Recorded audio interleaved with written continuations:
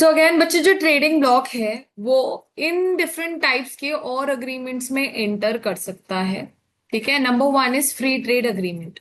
यहाँ पे बच्चे जितने भी हमारे मेंबर्स हैं, ठीक है, वो एक दूसरे के साथ डिसाइड करते हैं। अभी रीड कराऊंगी, वो क्या करते हैं, एक दूसरे के साथ डिसाइड करते हैं कि हम हर तरह के टैरिफ्स जो है उसको खत्म कर देंगे, जीरो कर देंगे।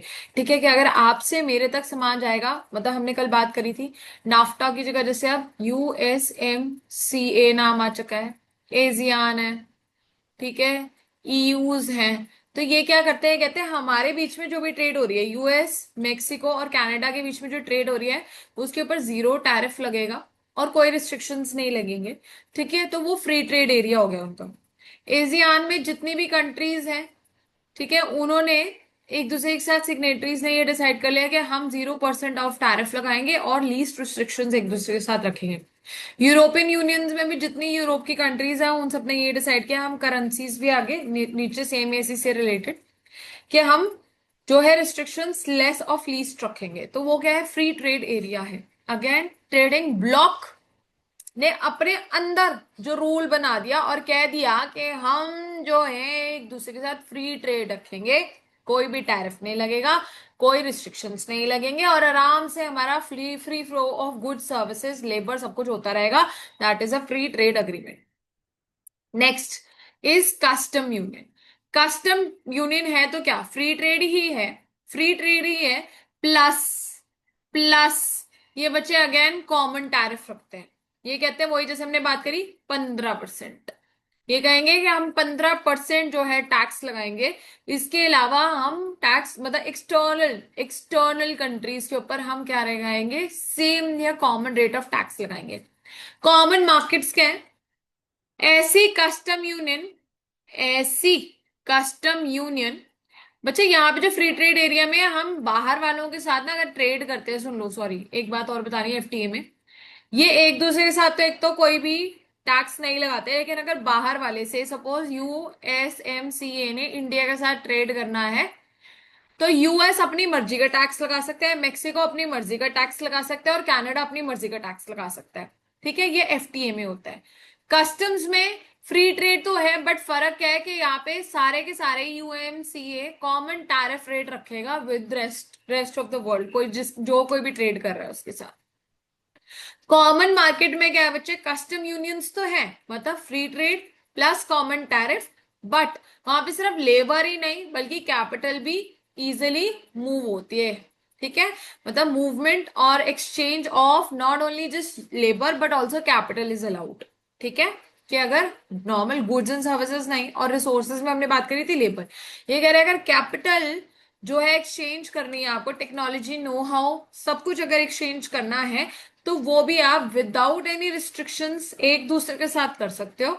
और आपकी छत्र छाया के बाहर जो कोई भी है उसको कॉमन रेट पे एक्सचेंज कर सकते हो। ठीक है, तो दैट इज कॉमन मार्केट। बस यूनियन और मार्केट में ये फर्क है कि यूनियन में सिर्फ हमारे पास गुड्स सर्विसेज एंड लेबर होता है, और यहाँ पे हमारे पास goods services labour and capital है।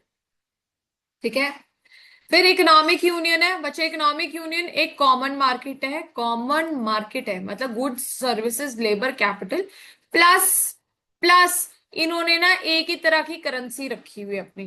ठीक है, मतलब जितनी भी, ये सिर्फ और सिर्फ दुनिया में एक ही एग्जांपल है, दैट इज यूरोपियन यूनियन का।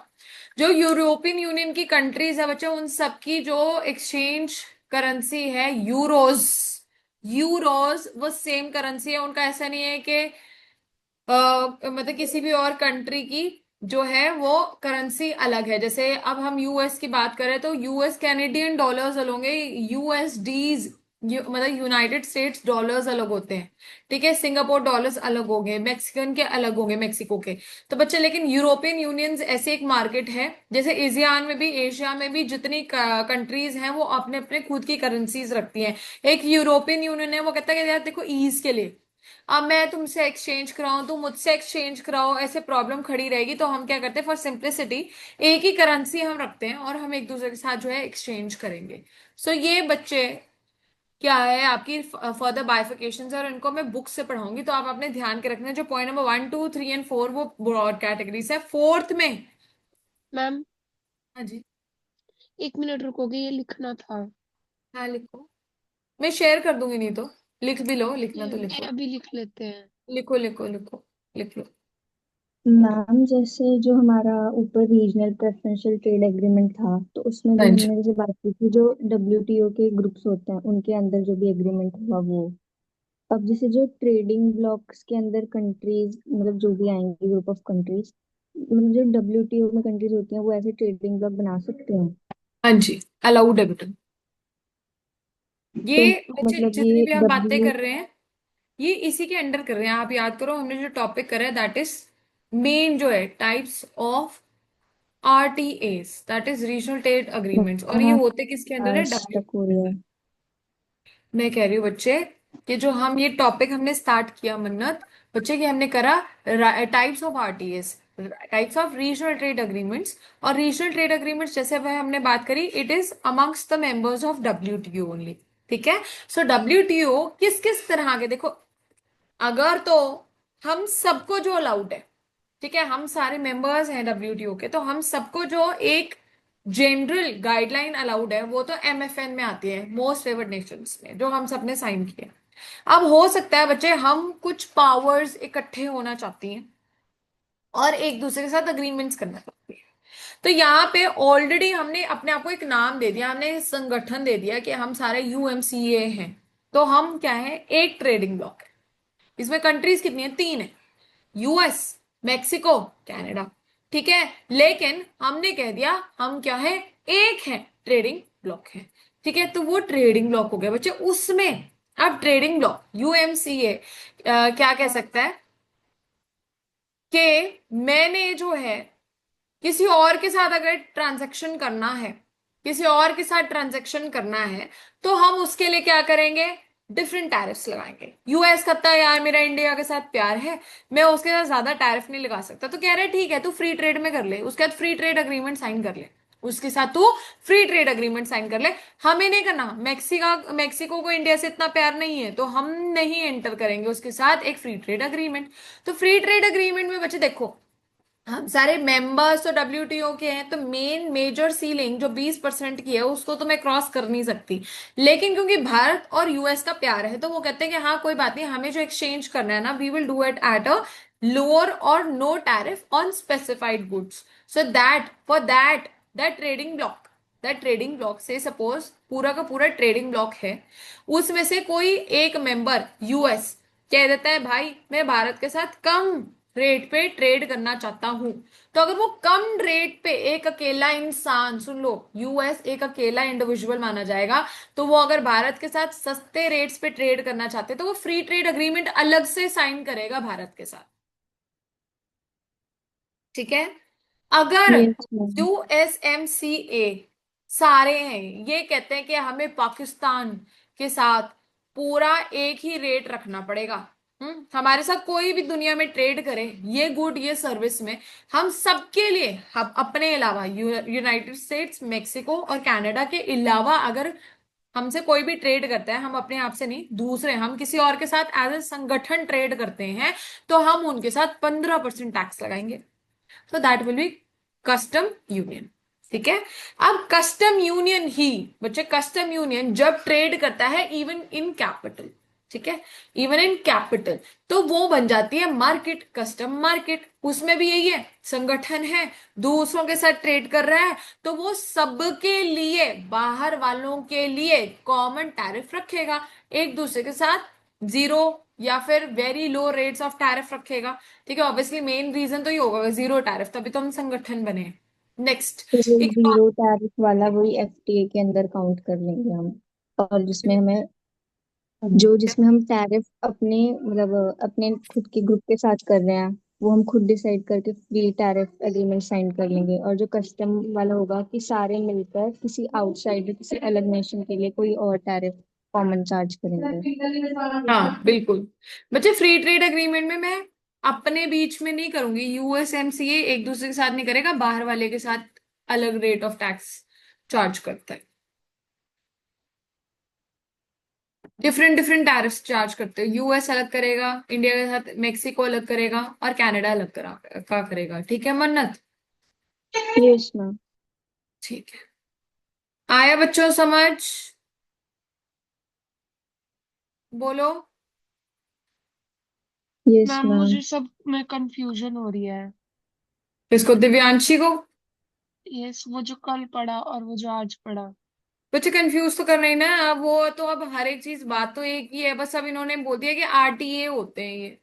अब आप अगर बाहर, कल तो हमने जो पढ़ा था सारे टैक्सेस एंड मेजर्स पढ़े थे। ये जो है ये अग्रीमेंट्स के बारे में बात कर रहे हैं, तो आप टैक्सेस को और मेजर्स को, स्टेप्स को आप अग्रीमेंट्स के साथ जो है कंफ्यूज नहीं कर सकते ना। वो तो taxes, types of taxes, non taxes पढ़े हमने। फिर हमने पढ़ा कि क्या क्या मेजर्स होते हैं फॉर इंक्रीजिंग और रिड्यूसिंग दिस थिंग, टैक्सेस। तो ऑब्वियसली वो इन्हीं से ही तो बने हैं ना। ये इससे बना है, इससे बना है, इससे कुछ ना कुछ रूल्स बने ना, तो उसको आप कंफ्यूज नहीं कर सकते। स्पेसिफिक क्वेश्चन आएगा, उसको उसी हिसाब से ही पढ़ना पड़ेगा। अब ये कोई लॉ तो है नहीं कि मैं मतलब मैं कहूँ कि ये ऐसा है तो ओवरराइड नहीं करना, या नॉट विद स्टैंडिंग है, ये प्रोविजंस उसकी उठानी, तो हम यहाँ पे कनेक्शन नहीं ला सकते।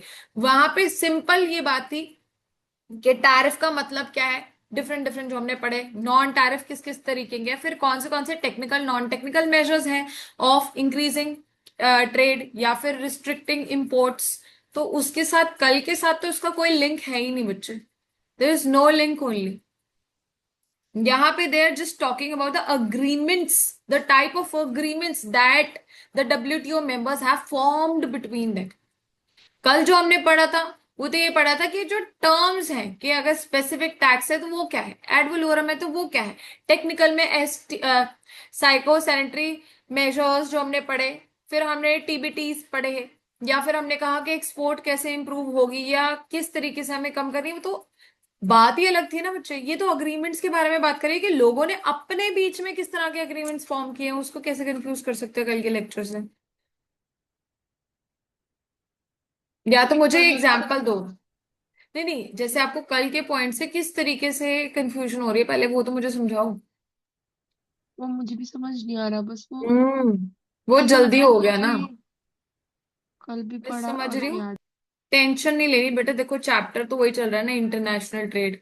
लोग वही हैं, इस वजह से आपको लग रहा है कंफ्यूजन है। बट कल जो हमने पढ़ा था बच्चे, हमने पढ़ा था टैरिफ किस तरह के होते हैं, नॉन टैरिफ कौन से होते हैं। फिर उसके बाद हमने करा था कि इंपोर्ट्स कैसे आगे रिस्ट्रिक्ट होती हैं या हम बढ़ावा देते हैं, एक्सपोर्ट्स रिलेटेड मेजर्स पढ़े।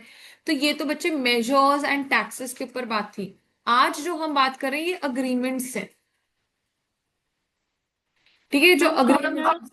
इस चैप्टर के जो वो होंगे, इस यूनिट, पूरी यूनिट के इंटरनेशनल ट्रेड के एमसीक्यूज, हाँ जब जी, आप एमसीक्यूज की रिवीजन कराना स्टार्ट करोगे तब सबसे पहले इसी की कराना। करा दूंगी बच्चे, कोई दिक्कत ही नहीं है। ऐसे कर लेते हैं, जिस दिन भी आप बैठेंगे, चाहे मंडे, मंडे को तो हाँ, कल का दिन तो खत्म करूंगी ना मैं आपका लास्ट यूनिट चैप्टर नंबर 5। तो जब भी ट्यूसडे वेंसडे जिस दिन भी आप मुझे स्लॉट दोगे, उस दिन सबसे पहले मैं इंटरनेशनल ट्रेड के क्वेश्चंस करा दूंगी। बहुत इजी होते हैं, इतने डिफिकल्ट नहीं होते। वो देखते ही आपको समझ आ जाएगा कि बात क्या कर रही है। Okay ma'am. ठीक है बच्चा, आ जाओ, अब रीड कर लेते हैं। सो बच्चे, नेक्स्ट हमने ट्रेडिंग ब्लॉक किया था। It is a group of countries जिन्होंने एफटीए साइन किया है एक दूसरे के बीच में, अपने बीच में, और वो कॉमन टैरिफ अप्लाई करते हैं टू अदर कंट्रीज। जैसे अरब लीग, यूरोपियन, ये तो आपको इसको याद क्या करना है, छतरा है। ठीक है, यहाँ पे ट्रेडिंग ब्लॉक के साथ आप ऐसे कर लो। इन्होंने, ठीक है, जैसे एग्जाम्पल है अरब लीग है, इन्होंने एक दूसरे के साथ कहा कि हमने एक दूसरे पे कोई टैक्स नहीं लगाना, बाहर वाला कोई भी बंदा आएगा, डायग्राम ड्रॉ कर सकते हो, देन एक्सटर्नल टैरिफ। ठीक है, कॉमन एक्सटर्नल टैरिफ है। ओके। जब फ्री ट्रेड की बात करते हैं बच्चे, it is a group of countries that eliminate all tariffs and quotas in trade between each other, but the trade among the member follows tariff free, but member states maintain their own distinct tariff with respect to imports from rest of the world. तो free trade agreement में बच्चे, जो हम अपने members, हमने एक दूसरे के साथ जो प्यार से संगठन बिठाए हैं, हम एक दूसरे के साथ कोई भी टैक्स नहीं लगाते हैं। वी इलिमिनेट, इलिमिनेट, क्योंकि फ्री बोल रहे हैं ना तो नाम से होना चाहिए zero tax. We eliminate all tariff, zero taxes and no barriers are there. ठीक है, इन एक्सचेंज। उसके बाद बच्चे, हम दूसरों के साथ, रेस्ट ऑफ द वर्ल्ड के साथ क्या कर सकते हैं, कॉमन रेट जो है वो लगाते हैं। सो एग्जाम्पल है, एशियान और इंडिया ने एक फ्री ट्रेड अग्रीमेंट साइन किया हुआ है। ठीक है, तो एशियान की फुल फॉर्म होती है association of south east Asian Nations. हमने इंडिया के साथ इन्होंने एक अग्रीमेंट साइन कर रखा है कि जो भी ट्रेड होगी that will be free, there will be no restrictions. But अगर कोई बाहर वाला इंसान हमारे साथ ट्रेड करता है तो हम अपनी मर्जी के टैक्सेस लगा सकते हैं। तेरा प्यार उसके साथ है तो कम लगा, हमारा प्यार उसके साथ किसी और के साथ ज्यादा है तो हम उसके साथ कम टैक्स लगाएंगे। ठीक है, this is free trade. Custom union, मैंने आपको बताया कि यहाँ पे एक दूसरे के साथ दे एलिमिनेट ऑल टैरिफ्स। ठीक है, बट एक एक्सटर्नल टैरिफ रखते हैं विद आउटसाइड। ठीक है, टेक्निकली वॉयलेटिंग एमएफएन। देखो एमएफएन में क्या था, हमने कहा था कि सेम रेट, हमने डिस्क्रिमिनेशन नहीं करनी है। एमएफएन यही कहता था कि let's not discriminate with each other, why, because we are the members of the same family, हम सारे डब्ल्यूटीओ के मेंबर्स हैं। बट ये खुद ही अपने आप से अलाउ करता है अंदर, इसमें और अलाउड है कि आप क्या कर सकते हो, ट्रेडिंग ब्लॉक में कस्टम यूनियन फॉर्म कर सकते हो। तो अब आपको ये लाइन एक बारी के लिए अगर आप चाहते हो कि कंफ्यूज ना हो, तो ये आप अपनी खुद की समझदारी के लिए और ईज के लिए इसको खत्म कर दो। कस्टम यूनियंस में सिर्फ आपने ये याद रखना है कि एक दूसरे के साथ ये कोई टैरिफ नहीं लगाते, एलिमिनेट करते हैं और तरह के टैरिफ्स, और बाहर वालों के लिए एक कॉमन टैरिफ लगाते हैं। Example, European unions is a custom union. 27 member countries जो है वो सारे क्या करते हैं, या फिर ये जो गल्फ कॉरपोरेशन हैं, या फिर ये जो भी है south southern common market, MERSOSUR जो भी है, ये सारे क्या कस्टम यूनियंस है। ये एक दूसरे के साथ कोई टैरिफ नहीं लगाती है, बाहर वालों के लिए common rate of tariff charge करती है। कॉमन मार्केट में बच्चे वही बात है, सब कुछ है तो ये कस्टम यूनियन ही है, बट ये free flow of output and factors of production, labour and capital दोनों चीजें अलाउ करती हैं बाय इलिमिनेटिंग और रिड्यूसिंग इंटरनल टैरिफ्स। एक दूसरे के लिए टैरिफ नहीं लगाती हैं, लेकिन एक्सटर्नल कॉमन टैरिफ है। कोई और हमारे साथ अगर ट्रेड करेगा तो हम क्या करेंगे, उसके लिए कॉमन टैरिफ लगाएंगे। बस फर्क क्या है इन दोनों में, कि यहाँ पे आपकी कैपिटल भी आ गई है बस। ठीक है, there are also common tariffs against non members like EU and ASEAN भी ऐसे करता है। इकोनॉमिक एंड मॉनेटरी यूनियन में बस आपने ये याद रखना है कि ये जो है करेंसी कॉमन रखते हैं एक दूसरे के साथ ट्रेड करने के लिए, तो वो सिर्फ ये एक दुनिया में एग्जांपल है यूरोपियन यूनियन का, उसके अलावा कोई भी ऐसी कंट्री नहीं है जो सिंगल करेंसी यूज करती हो। ठीक है, so for common market the free transit of goods and services we need foreign exchange obviously. तो फॉरेन एक्सचेंज की प्रॉब्लम्स में ये जो खत्म करने के लिए जो एक्सपेंसेस है बेफालतू में एक्सचेंज कराने के, जो ऊपर नीचे करेंसी होती रहती है, तो इन्होंने कहा कि हम क्या करते हैं, एक ही मॉनेटरी यूनियन रखते हैं, मतलब सिंगल करेंसी रखते हैं। सो economic and monetary union the member share a common currency is important यहाँ पे। ठीक है, सो इस वजह से इनको इजी रहता है मैक्रो इकोनॉमिक पॉलिसीज को स्टेबलाइज करना, मतलब कि inflation, deflation, devaluation, revaluation, depreciation वगैरह, इन सब के ऊपर हमारे को टेंशन लेने की जरूरत नहीं है। हमारा एक्सचेंज, एक तो टैरिफ नहीं है, रिस्ट्रिक्शन नहीं है, अब करेंसी भी कॉमन रख लो तो हमारे बीच में कोई ऊपर नीचे होने का चांस ही नहीं है, हम स्ट्रांग अपने आप में ही रहेंगे। सो एग्जाम्पल EU का है, मैंने आपको बताया। ठीक है बच्चा, फिर इन्होंने अब इसके लिए बताया, कह रहे हैं कि WTO तो आज है जिसमें 164 मेंबर्स हैं, लेकिन जो गैट है वो पहले था इससे। ठीक है, general agreement on tariffs and trade, GATT. बच्चे यहाँ पे क्या था, गैट जो है मेनली फोकस करता था on exchange of goods, services को इतना मद्देनजर नहीं रखता था। IPRs, इंटेलेक्चुअल प्रॉपर्टी राइट्स के ऊपर भी इसका कोई भी ज्यादा कह लो कि ध्यान नहीं था। ठीक है, सो बच्चे वहां पर जो गैट है, लड़ाई मतलब कि इतना रेलेवेंस नहीं होल्ड कर पाया, क्योंकि पहली बात तो वो ट्रीटी भी नहीं थी, कोई सिग्नेटरी नहीं थी, बस ऐसे लोग इकट्ठे बैठे for the ease of exchange of goods between themselves, उन्होंने एक संगठन जो है उठाया था। ठीक है, लेकिन पहली बात तो क्योंकि जैसे जैसे इंटरनेशनल ट्रेड बढ़ी, सर्विसेज और IPRs पिक्चर में आए, तो ये उसका स्कोप नहीं था, तो वहां पे फेल हुआ। दूसरा मैंने आपको बताया, ट्रीटीज नहीं थी, तो लोग जो है इसको इतना सीरियसली फॉलो नहीं करते थे, इजीली वॉयलेट करते थे, तो लड़ाइयां बढ़ती थी। अब डिस्प्यूट्स बढ़ते थे, तो इसके पास डिस्प्यूट सेटलमेंट मैकेनिज्म नाम की भी कोई चीज नहीं थी। तो बच्चे यहाँ पे ना बहुत सारी जगहों पे ये फेल होने लग गया। ठीक है, सो जब फेल होने लग गया तो हमें ऐसा लगा कि नहीं, हमें एक बेहतर और ज्यादा स्ट्रॉन्ग एसोसिएशन की जरूरत है, जिसकी वजह से WTO बच्चे हमारा पिक्चर में आए। So the general agreement on tariffs and trade covers international trade only in goods. ठीक है, सो कह रहे हैं it is the working of GATT trade agreement are responsibility of council of trade in goods only. तो इसको हम goods council भी कहते हैं, जो कि अब एक सिर्फ पार्ट है डब्ल्यूटीओ का। डब्ल्यूटीओ में 3 लेवल्स हैं, उसमें से एक लेवल में गुड्स सबसे नीचे वाला आता है। ठीक है, तो कह रही है हमारे गैट में सिर्फ यही कवर होता था। ठीक है, और मैंने आपको बताया इसमें सारे के सारे डब्ल्यूटीओ के मेंबर्स अब जो बैठते हैं वो गुड्स काउंसिल जो है वो डब्ल्यूटीओ मेंबर्स का ही है। मैंने आपको बताया ना 3 लेवल्स हैं, तो उसमें से एक जो है तो ऑब्वियसली उसमें भी डब्ल्यूटीओ के मेंबर्स ही बैठेंगे। ये बात कर रहे हैं कि पहले गुड्स काउंसिल होता था, अब के टाइम में क्योंकि हायरार्की बन गई है, 3 लेवल्स बन चुके हैं, तो तीसरा लेवल जो गुड्स काउंसिल है उसमें डब्ल्यूटीओ के मेंबर्स ही बैठते हैं। तो हाँ, डब्ल्यूटीओ के लेवल है तो उसमें उसके बंदे ही बैठेंगे। तो बच्चे तो goods council has 10 committees dealing with specific subjects. तो ये बताया हुआ है कि गुड्स काउंसिल में, ये डब्ल्यूटीओ के अंदर जो गुड्स काउंसिल है उसकी बात हो रही है, उसमें 10 कमेटियां बैठती हैं।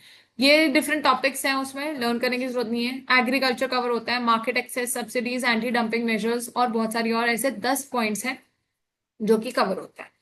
अब कह रहे हैं जो गुड्स काउंसिल है बच्चे वो उसमें स्ट्रेट ट्रेडिंग तो है ही और आईटी भी कवर होता है, लेकिन यहाँ पे अभी हमारे को पढ़ना क्या कि गैट ने अपना रेलेवेंस क्यों खोया, क्यों वो जो है फेल हो गया और उसकी जगह डब्ल्यूटीओ आया।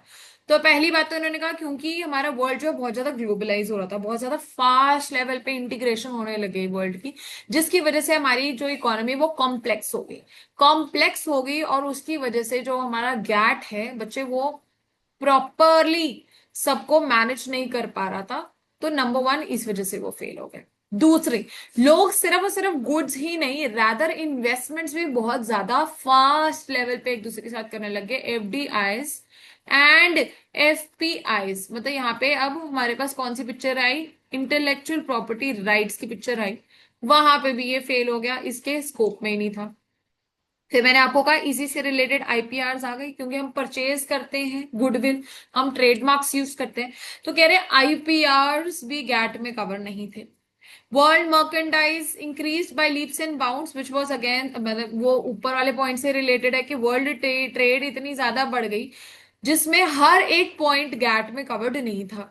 बहुत ज्यादा प्रॉब्लम्स और कंफ्यूजन थी इन दी मल्टीलेटरल ट्रेड सिस्टम। मैंने आपको बताया ना ABCD सारे हम ये जो मेंबर्स थे 34, इन लोगों के बीच में अगर ट्रेड करनी थी तो कोई कॉमन क्राइटेरिया या ट्रीटी नहीं थी, जिस वजह से कंफ्यूजन रहती थी। Ambiguity means confusion.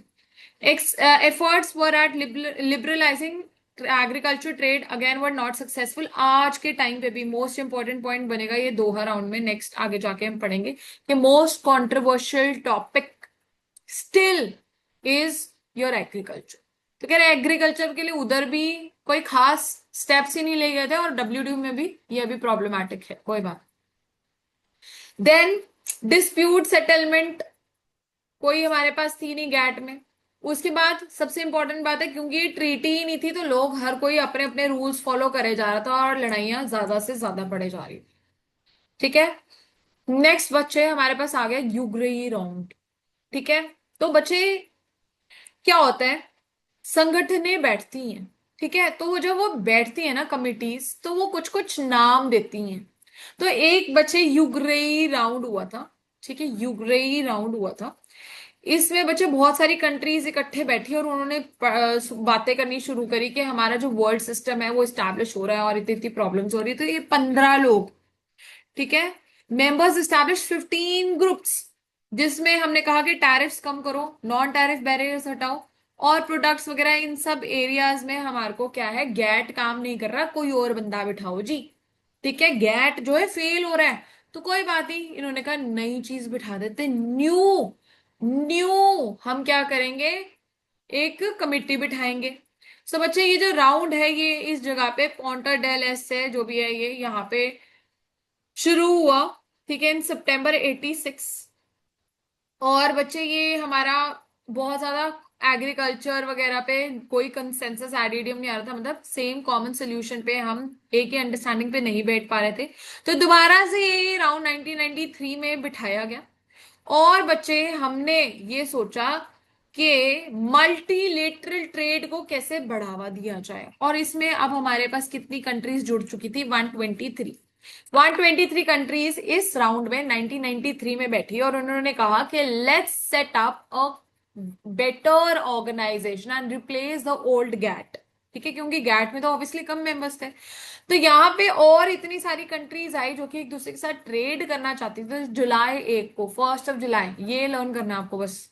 1 जुलाई 1995 को बच्चे गैट को हटा के WTO को एक मेन रिकग्निशन दी गई, जिसमें ये सारे लोग स्टार्टिंग में कितनी, ओनली 123 कंट्रीज जो हैं, इतने 7 साल लग गए ना देखो उनको नेगोशिएट करने में। 86 से 95, ऑलमोस्ट 10 लगा लो। हाँ, बहुत सारे साल लग गए। ये 90 से, हाँ राइट।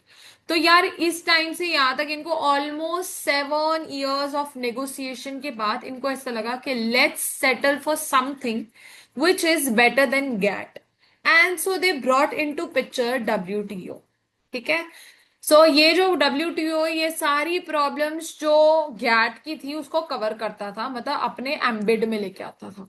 तो WTO बच्चे एक ऑर्गेनाइजेशन जो कि क्या, पहले अग्रीमेंट बनाती है, नेगोशिएशन करती है, और सारे के सारे हर कोई उसको साइन करता है अपनी पार्लियामेंट्स के तहत, मतलब उसको एक स्टैंडिंग देता है। मतलब आज के टाइम पे तुम ये नहीं कह सकते हमारे डोमेस्टिक रूल्स ये है जो कि गैट में होते थे। वो कह रहे भाई तेरी पार्लियामेंट ने साइन कर दिया, तेरी गवर्नमेंट ने अलाउ कर दिया ना, तो ये अब तेरा रूल भी है जो कि किसका है, WTO का है। तो तू अगर मेंबर बनना चाहता है तो तेरे को फॉलो करना पड़ेगा इसको ऑन प्रायोरिटी बेसिस। ठीक है, so main goal was smooth, predictable and free trade as far as possible. So the objective of WTO is to facilitate free flow of international trade smoothly, freely and fairly and predictability. ठीक है, smoothly क्योंकि barriers ना हो, again freely, again वही बात है कि एनटीएम्स भी ना हो। ठीक है ना, स्मूथली मतलब यही है कि एनटीएम्स एंड ट्रेड बैरियर्स दोनों ही ना हो, टीबीज भी ना हो। फेयरली सब कुछ, क्योंकि क्या है अग्रीमेंट के फॉर्म में है बेटा, सब कुछ ट्रांसपेरेंट रहे। एंड प्रिडिक्टेबल बच्चा, अग्रीमेंट है, हमें पता है कि इससे ज्यादा टैक्स नहीं लगाएंगे, तो वो प्रिडिक्टेबिलिटी रहेगी, ट्रांसपेरेंसी रहेगी।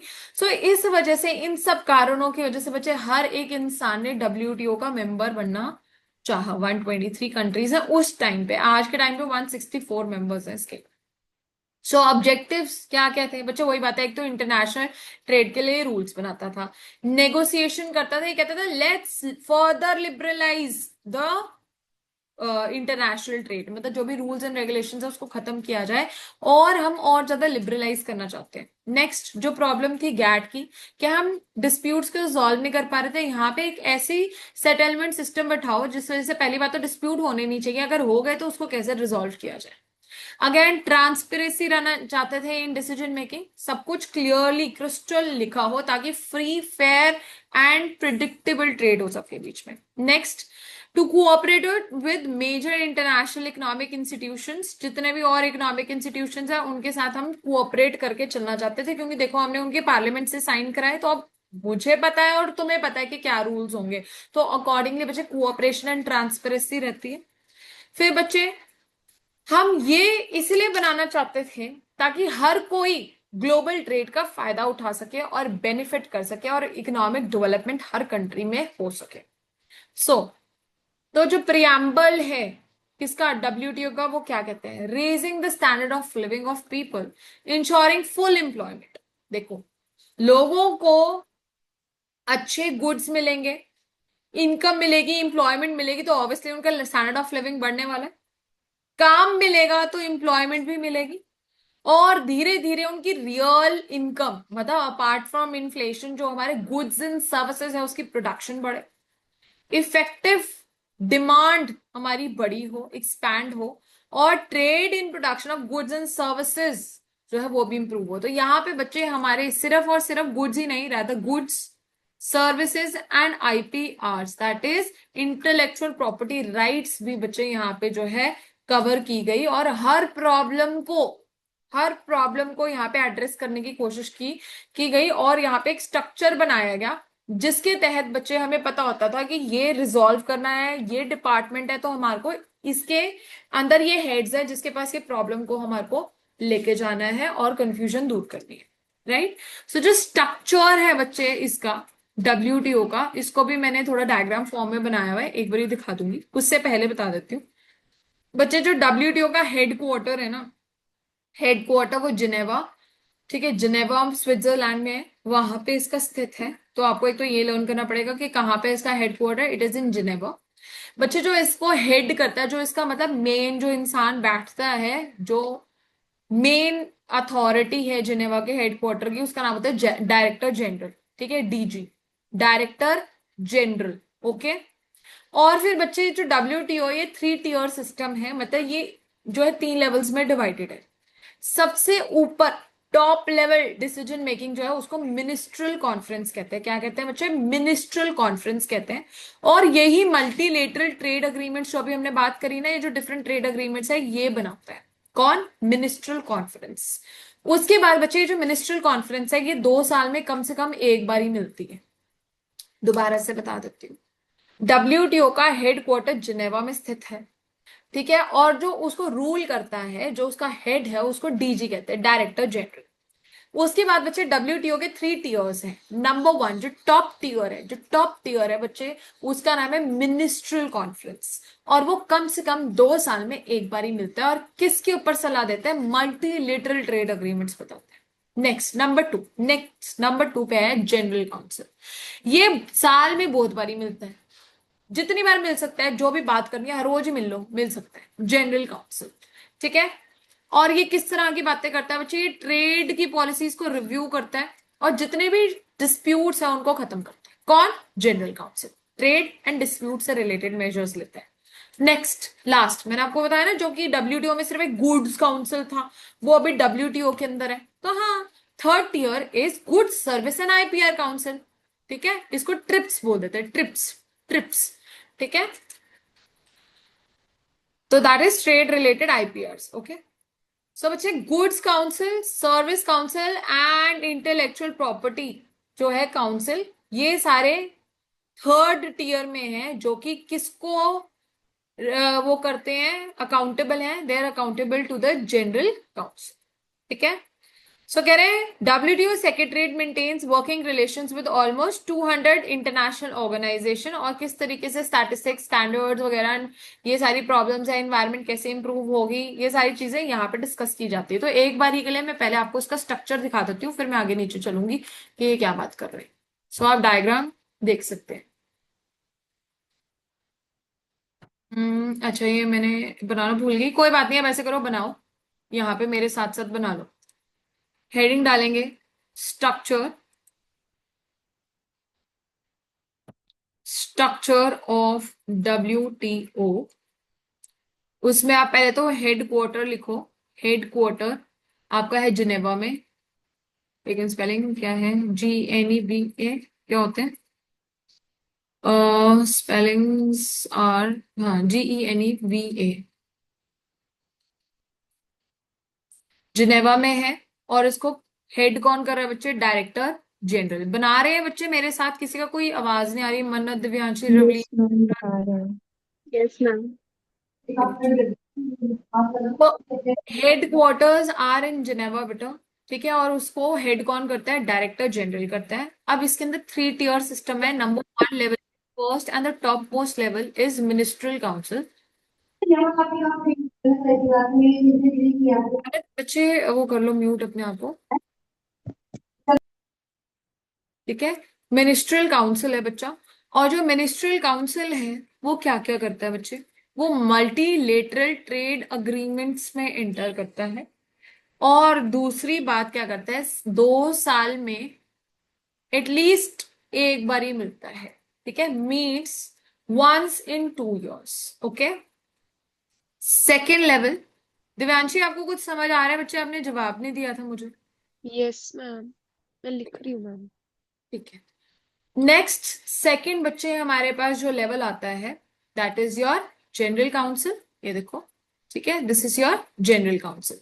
सो मैम सेकंड, MLTA क्या लिखा है? Multilateral trade agreement. Multilateral trade agreements. Multilateral trade agreements के बारे में जो भी अग्रीमेंट्स हैं, जो भी बातें हैं, वो सारी ये करता है मिनिस्ट्रियल काउंसिल, क्योंकि ये हेड है ना, इसलिए, ठीक है। सेकंड बच्चे हमारे पास आता है जनरल काउंसिल, ठीक है। जो बच्चे जनरल काउंसिल है, ये it can meet as many times as it wants to in a year. ठीक है, बार बार मिलता रहता है। मीट्स वेरी फ्रीक्वेंटली लिखो, मीट्स फ्रीक्वेंटली, पहली चीज। दूसरा, ये दो बातों में सक्षम है। पहली चीज बच्चे, ये एक तो डिस्प्यूट को खत्म करता है, ट्रेड रिलेटेड जो भी पॉलिसीज है हमारी, ट्रेड पॉलिसीज, उनको रिव्यू करता है कि क्या सही चल भी रही है कि नहीं चल रही, किसी को परेशानी तो नहीं कर रही, रिव्यू करते हैं। एंड बेटा, जितने भी डिस्प्यूट सेटलमेंट है वो इसके पास होती है। ओके, डिस्प्यूट सेटलमेंट ये करता है। ओके, नंबर 3, थर्ड लेवल पे हमारे पास इसके जो ब्रॉड स्पेक्ट्रम है, कौन से थे? Goods council, service council and trips, that is your intellectual property rights के लिए, trade related intellectual property rights, trips S. ठीक है, ये आता है। ठीक है, ये ऑब्वियसली ये क्या करेगा बच्चे, थर्ड लेवल है तो ये किसको बताएगा, ये इसको अकाउंट फॉर करता है। जो भी छोटी मोटी बातें चल रही है, गुड्स से रिलेटेड है तो गुड्स काउंसिल जनरल काउंसिल को बताएगा, सर्विस से रिलेटेड है तो सर्विस काउंसिल बताएगा यार ये अमेंडमेंट्स, ये चीजें होनी चाहिए, मुझे ये प्रॉब्लम दिख रही है, तो जनरल काउंसिल के पास जाएगा। फिर वो डिस्प्यूट सेटलमेंट कराएगा या पॉलिसी को रिव्यू करेगा एंड अकॉर्डिंगली आईपीआर्स के लिए। ठीक है बच्चा, यस यस मैम। मैम। बना लियो तो बता देना। बना लिया मैम। ठीक है बच्चे, मैम एक मिनट, लास्ट वाला लिख हाँ रही हूँ। हाँ, लिख लो कोई बात बस नहीं। इतना ही है मैम ये? नहीं बच्चे, थोड़ा सा और अभी चलेगा। ठीक है लिखने बच्चे, का, लिखने का? हाँ हाँ, नहीं करते।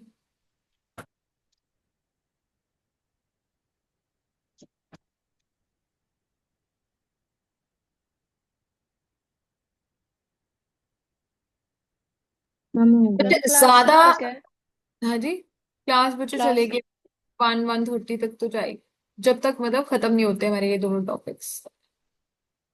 Third unit, fourth unit is +2 only. Depreciation, appreciation, revaluation, devaluation, what will happen, what will be the consequence, how do you set the exchange rate, what if the exchange rate rises or falls. It's that simple. ठीक है, you don't have to worry. It will ma'am hardly एक take 45 minutes. 1 बजे हमारी वो class भी है accounts की। अच्छा, ओके, चलो ठीक है, I'll wind up in another 1 hour. ठीक है, फिर अब क्या कर सकते हैं। Okay ma'am. आओ बच्चे,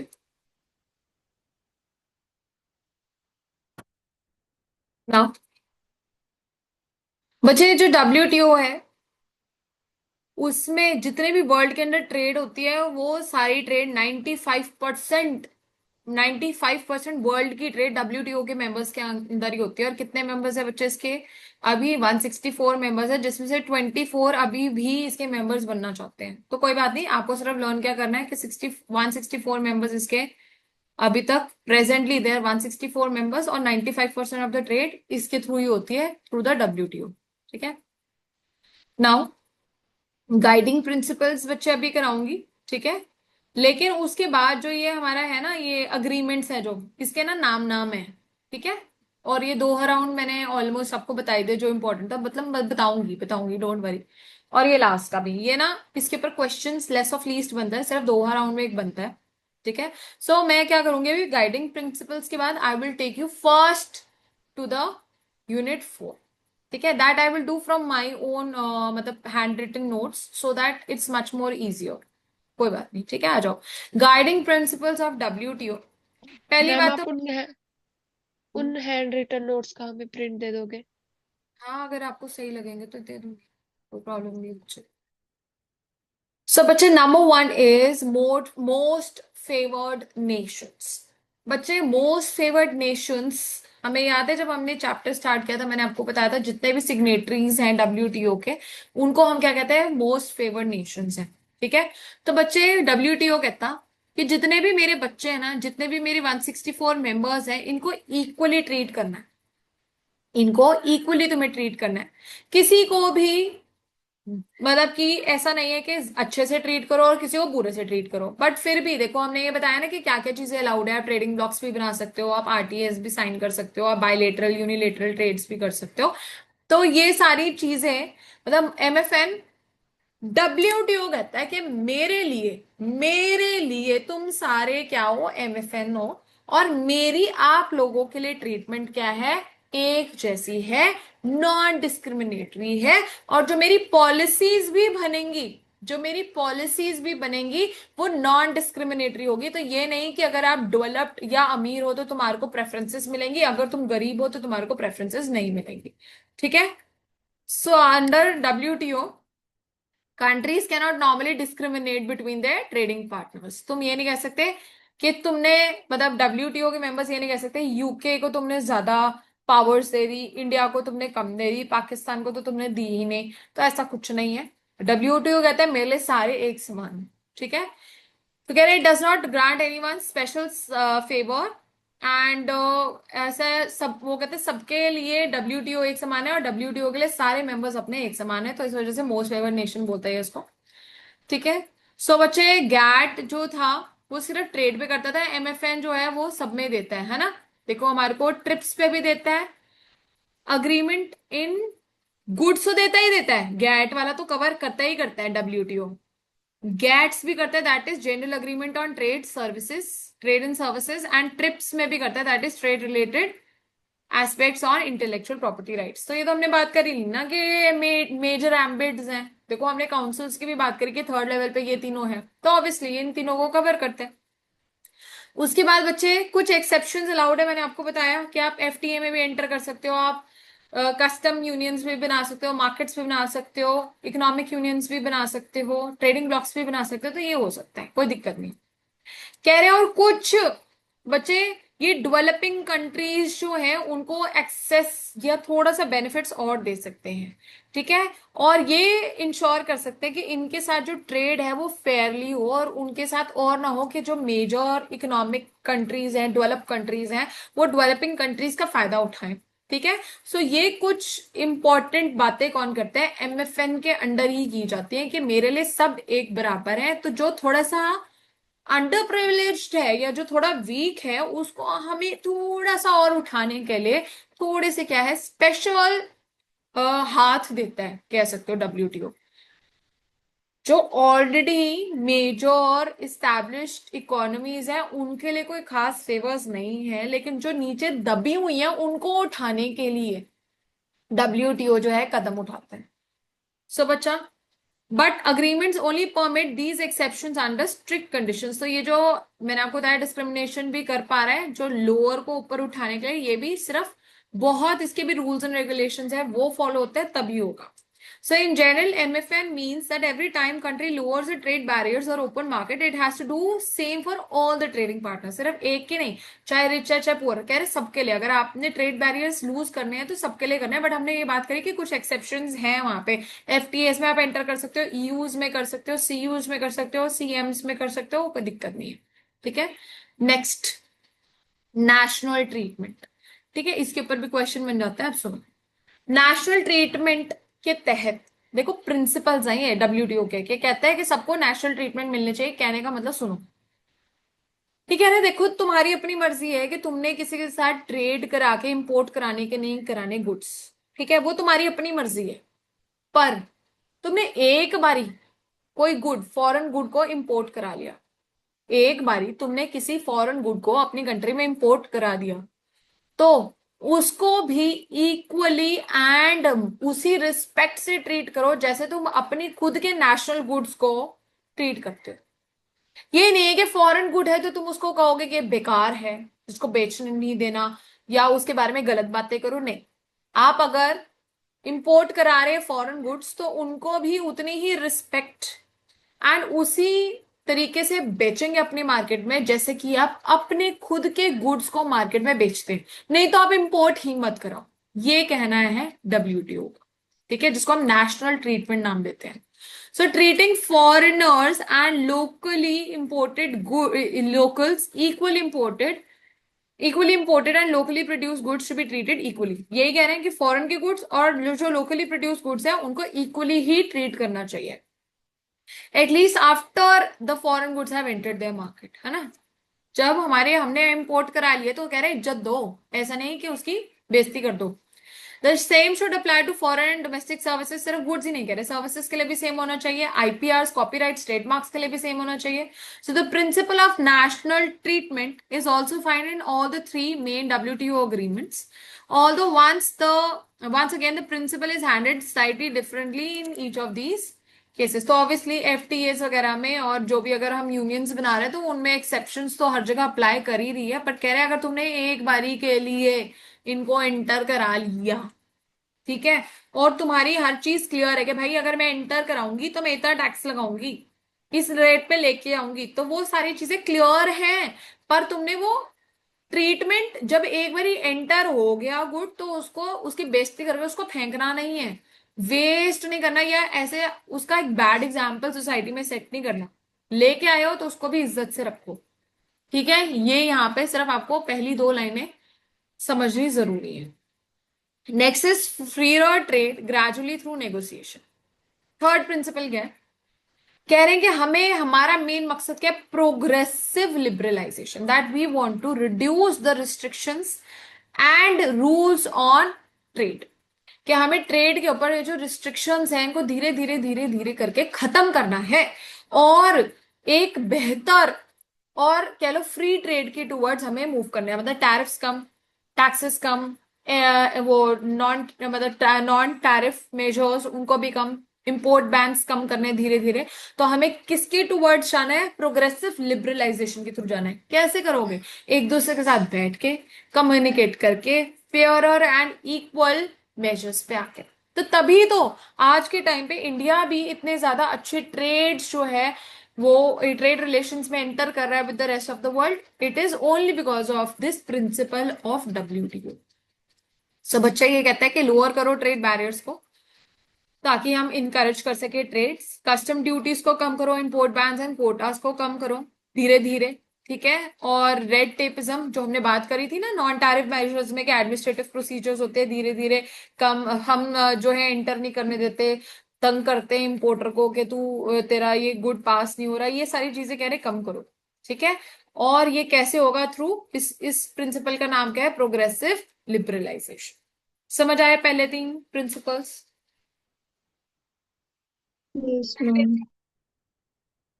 मन्नत को है सिर्फ, दिव्यांशी, रवलीन, सिमरन, यस भूमि, मैम। ठीक है।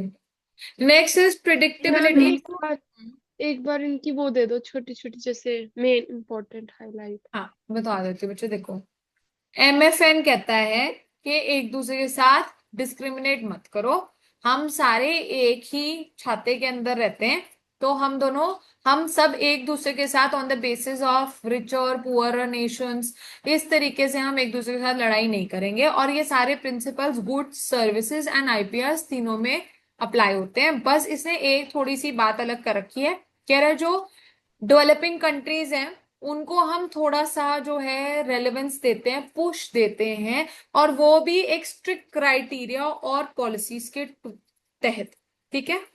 दूसरा बच्चे नेशनल ट्रीटमेंट क्या कहता है कि अगर तुमने गुड्स को इंपोर्ट कर लिया अपनी कंट्री में, तो foreign and national local goods को आपको एक तरह की ट्रीटमेंट देनी है, उसको आप बैड बिहेवियर नहीं कर सकते ऑन इंपोर्टेड गुड्स के लिए, ठीक है। तो ये गुड्स को इंपोर्ट कर लिया, फिर आगे क्या लिखा है, आगे क्या बोला?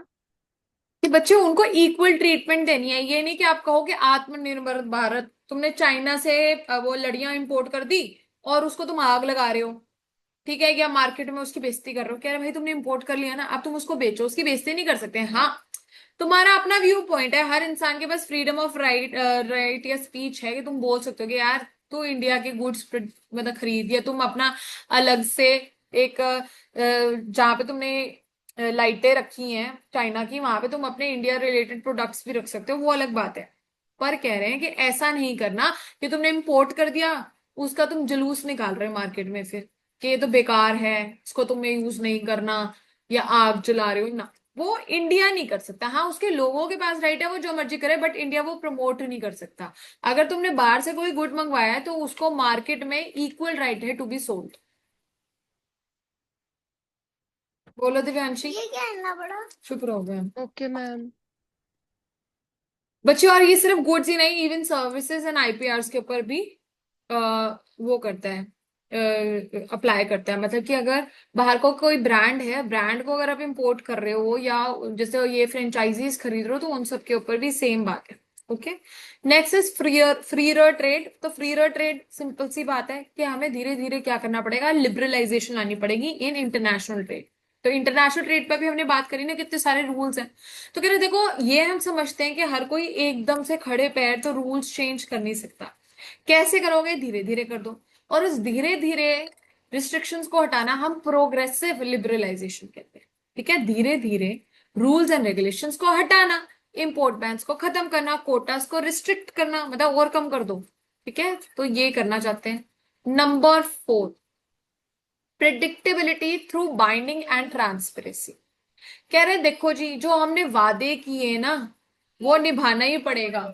आप अपने वादों को तोड़ नहीं सकते। सो जो डब्ल्यूटीओ में आपने अपने जो सिग्नेटरी साइन किए, जो ट्रीटमेंट्स बनाई हैं, जो ट्रीटीज एंटर करी हैं, वो क्लियर होनी चाहिए। ये नहीं कि आप अपने साइन कर लिए और आप पीछे से तोड़ रहे हो।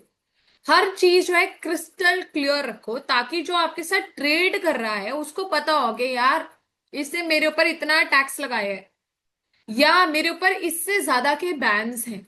ठीक है, सो इससे क्या होगा बच्चे, ट्रांसपेरेंसी रहेगी। लोग अगर आपकी कंट्री में इन्वेस्ट करना चाहते हैं तो वो भी उनको पता है कि क्या क्राइटेरिया रहने वाला है, कितनी सीलिंग्स हैं of tax rates, tariffs maximum कितना लग सकता है।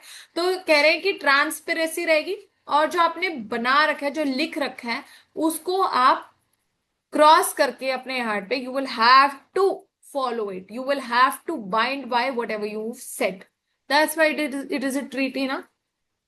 So sometimes promise not to raise even a trade barrier, कि मैं अपने इंपोर्ट के टैक्सेस को नहीं बढ़ाऊंगा, या आपके ऊपर और बैन्स या फिर नॉन टैरिफ मेजर्स नहीं लगाऊंगा। कह रहे एक और तरीका है क्या करने का, एक वादा करने का कि मैं टैक्स और नहीं बढ़ाऊंगा।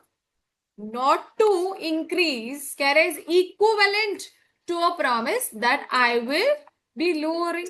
आने वाले टाइम में अभी भी क्या है, कह रहे 5% आप टैक्स ले रहे हो, आप कह रहे हो आने वाले 50 सालों में मैं 5% से ज्यादा आपके ऊपर टैक्स नहीं लगाऊंगी। तो कह रहे इट इज इक्विवेलेंट टू कि आपने लोअर ही कर दिया, मतलब आपने एक लिमिट डिस्क्राइब कर दी कि इसके ऊपर मैं टैक्स नहीं लगाऊंगी। तो कल को जो बाहर के देश हैं, उनको दिमाग में क्लियर है ना कि यार टैक्स रेट क्या रहने वाला है, 5% है, तो उनको टेंशन नहीं है कल को कि आप बढ़ा दोगे। तो कह रहे it is equivalent to lowering also. ठीक है, क्योंकि इससे हमारे को क्लियर व्यू मिलता है ऑफ फ्यूचर अपॉर्चुनिटीज। देन बच्चे, अगर लोग एफडीआईज कर रहे हैं यहाँ पे, क्योंकि क्लियर है ना कि इससे ज्यादा टैक्स नहीं लगेगा या ये फ्री है, तो बच्चे यहाँ पे लोग इन्वेस्टमेंट करेंगे, मतलब एफडीआईज आएंगी, जिस वजह से जॉब्स बढ़ेंगी। कस्टमर्स जो है बेनिफिट्स ऑफ कंपटीशन एंजॉय करेंगे, तो उनके चॉइसेस भी हैं, लोअर प्राइसेस भी हैं। बच्चे अगेन कह रहे हैं, जो अपने गुड्स एंड सर्विसेज के बारे में बात करी, जो लिखा था, they are binding.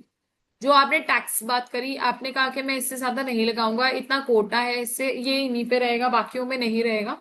So they are what, binding commitments. So for goods these binding amount to ceiling, इससे ज्यादा टैक्स नहीं लगाओगे on custom tariff rates. Sometimes countries tax imports at a rate that lower than the bound rates. हमने बात करी ना कि applied rates can be less than the bound rates. हमने बात करी 10%, लगाया उससे कम, तो ये भी क्या है बच्चे, गुड है ना, दिस इज ऑल्सो अलाउड। सो बच्चे, ये डेवलपिंग कंट्रीज कह रहे हैं ऐसा यूजुअली करती हैं। आप कह रहे हैं one of the achievements, important बात है, ऑफ द यूग्रेई राउंड, जो भी हमने बात करी थी कि जहां पे डब्ल्यूटीओ हमारा स्टैब्लिश हुआ था। सो अचीवमेंट ऑफ यूग्रेई round of multilateral trade talks was to increase the amount of trade under binding commitments. हमने ये बात करी थी कि हर चीज को हमें क्या करना है, बाइंड करना है through a legal requirement, that's why it is a treaty. ठीक है, so in agriculture 100% of the products now have bound tariffs. के मतलब अगर आपको एग्रीकल्चर प्रोडक्ट्स को इंपोर्ट एक्सपोर्ट करना है तो उसके ऊपर हर एक प्रोडक्ट के ऊपर मैक्सिमम टैरिफ सीलिंग है, जिसके ऊपर आप टैक्स इंक्रीज नहीं कर सकते. The result is that there is a substantial high degree of market security for traders and investors. So जो लोग import export करना चाहते हैं एग्रीकल्चर प्रोडक्ट्स का, उनके लिए ट्रांसपेरेंसी है ना, ईज है कि हाँ भाई इससे ज्यादा टैरिफ मार्केट में नहीं लगेगा. तो कह रहे हैं अगेन यूग्रेई राउंड में मैंने आपको बताया, अभी भी ये दोहा राउंड का भी यही इंपॉर्टेंट क्वेश्चन है कि most controversial topic is agriculture, is what agriculture. So यहां पे कह रहे यूग्रेई राउंड में, चाहे अभी भी कंट्रोवर्सीज हमारी डब्ल्यूटीओ में चल रही है रिगार्डिंग एग्रीकल्चर, यूग्रेई राउंड में एक अचीवमेंट लाई गई कि एक एक एग्रीकल्चर प्रोडक्ट के लिए 100%, बोला 100% एग्रीकल्चर प्रोडक्ट्स के लिए बाउंड रेट बना दिया. मतलब इससे ज्यादा टैरिफ नहीं लगेगा, इससे ज्यादा टैरिफ नहीं लगेगा. हाँ हमें पता है बाउंड से नीचे हम कुछ भी चार्ज कर सकते हैं, बाउंड तक भी चार्ज कर सकते हैं, बट उसके ऊपर हम नहीं कर सकते, सीधी बात. हाँ या नहीं? Yes ma'am. सो बच्चे अगर ये सब कुछ है तो आपको नहीं लगता कि ट्रांसपेरेंसी रहेगी और प्रिडिक्टेबिलिटी भी रहेगी? Yes ma'am. Yes ma'am. दो बच्चों को समझ आ रहा है? मन्नत और अवलीन, दिव्यांशी को नहीं आ रहा, सिमरन भूमि तीनों को नहीं आ रहा? Yes ma'am. सिमरन को भी आ रहा है. Divyanshi and Bhumi, Divyanshi are you yes. Sleep? ठीक है. Bhumi? No ma'am, I am not sleep. ठीक है. भूमि यस मैम. आ रहा है बच्चे समझ? Yes ma'am. ये नेटवर्क इशू है ना थोड़ा. ठीक है बच्चे. Next is promoting free fair competition. Sorry. So बच्चा अगर अगर हमने ये डिसाइड कर लिया कि हमने टैक्स क्या रखने हैं, हमारे बीच में सब कुछ ट्रांसपेरेंट है, कोई बैंस कम से कम है, तो बच्चे अब मेरी कंट्री में आपके गुड्स आ सकते हैं, आप इन्वेस्टमेंट्स कर सकते हो, फ्री ट्रेड है. सो बच्चे अगर फ्री ट्रेड है तो जो मार्केट में लोग बैठे हैं, डोमेस्टिक कंपनीज और फॉरेन के बीच में क्या है, कंपटीशन फेयर है, क्योंकि रिस्ट्रिक्शंस नहीं है ना, और एक ही रेट पे दोनों बिक रहे हैं. तो कह रहे हैं ये जो प्रोटेक्शन है ये भी किसका नतीजा है, because of the WTO treatments and policies that you entered into. So यहाँ पे जो कंपटीशन रहता है दैट इज अनडिस्टॉर्टेड, मतलब आप उसको खराब नहीं कर सकते. क्यों? क्योंकि हमने अपने आप को खुद ही ट्रीटी के थ्रू, ठीक है, और अग्रीमेंट्स के थ्रू बाइंड किया. So WTO is sometimes described as a free trade institutions, but that is not entirely accurate. 100% भी नहीं है, because यहाँ पे हमारे अभी भी टैरिफ्स लगते हैं, टैक्सेस लगते हैं, है ना. तो 100% फ्री ट्रेड तो नहीं है, मतलब फिर भी इट वांट्स टू लिबरलाइज. इसका मेन मकसद क्या है, हमें धीरे धीरे धीरे लिबरलाइज करके फ्री ट्रेड 100% फ्री ट्रेड लानी है. तो कह रहे हैं in limited circumstances other forms of protection, हम ऑब्वियसली प्रोटेक्शन के लिए ही तो टैरिफ्स लगाते हैं. हमने उस दिन बात करी कि साइकिल इंडिया में कह लो 7,000 की है और बाहर से रशिया हमें 5,000 की साइकिल मार्केट में बेच रहा है. तो बच्चे ऑब्वियसली हर कोई 5,000 की इंपोर्टेड साइकिल खरीदना चाहेगा, तो अपनी डोमेस्टिक इंडस्ट्री को बचाने के लिए हम टैक्स लगा देते हैं 2,000 का, जिसकी वजह से हमारी मार्केट में रशियन साइकिल और इंडियन साइकिल दोनों सेम ही रेट पे बिकती हैं. ठीक है. तो ये क्या फेयर कॉम्पिटिशन है? कह रहे हैं यस, फेयर कॉम्पिटिशन है. So more accurately, it is a system of rules dedicated to open, fair and undistorted competition. खराब नहीं हो सकता ये competition. ठीक है. रूल्स ऑफ नॉन डिस्क्रिमिनेशन, यही तो एमएफएन कहता था कि डिस्क्रिमिनेट नहीं करेंगे हम एक दूसरे के साथ. और नेशनल ट्रीटमेंट, कि अगर आपने अपनी कंट्री में मंगवा लिया है तो उसको इक्विवेलेंट रिस्पेक्ट दो और बेचो. So two are those on dumping. Dumping के ऊपर भी हमने बात करी थी कि एंटी डंपिंग ड्यूटीज लगेंगी, और अगर सब्सिडीज बाहर की गवर्नमेंट ने दी थी तो सीबीडीज लगेंगी. तो कह रहे ये भी इसलिए किया गया है ताकि हमारा जो फेयरनेस रहे, अनफेयर नहीं रहे हमारा जो भी ट्रेड है. ठीक है. So again the agreement on government procurement extends competition rules to purchase by thousands of government entities in many country. ठीक है. तो ये कह रहे हैं कि ये जो अग्रीमेंट है हमारा डब्ल्यूटीओ का, ये क्या करता है, सपोर्ट करता है फेयर कंपटीशन हर एक एरिया में, एग्रीकल्चर में, आईपीआर में, गुड्स में, सर्विसेज में. जैसे कह रहे हैं ये एग्जांपल है गवर्नमेंट प्रोक्योरमेंट. अगर गवर्नमेंट खरीदती है प्रोडक्ट्स एक दूसरे से, तो बच्चे वो भी क्या है, उस पे भी ये कंपटीशन रूल्स जो है अप्लाई होते हैं, कह रहे कुछ नहीं है खास इसमें। फेयर कंपटीशन में आपने ये बात रखनी है कि देखो जी, बोला इसको फ्री ट्रेड चलता है, बट ये फ्री ट्रेड तो है नहीं, इसमें टैरिफ्स एंड टैक्सेस लगते हैं। इसलिए लगता है ताकि प्रोटेक्शन के लिए, इसलिए नहीं कि हम किसी को नीचा दिखाना चाहते हैं, डिस्क्रिमिनेट नहीं करना चाहते। एमएफएन की पॉलिसीज एंड नेशनल ट्रीटमेंट के तहत हम एक कंपटीशन रखना चाहते हैं, तब भी टैरिफ्स वगैरह हम लगाते हैं, कोई दिक्कत नहीं है।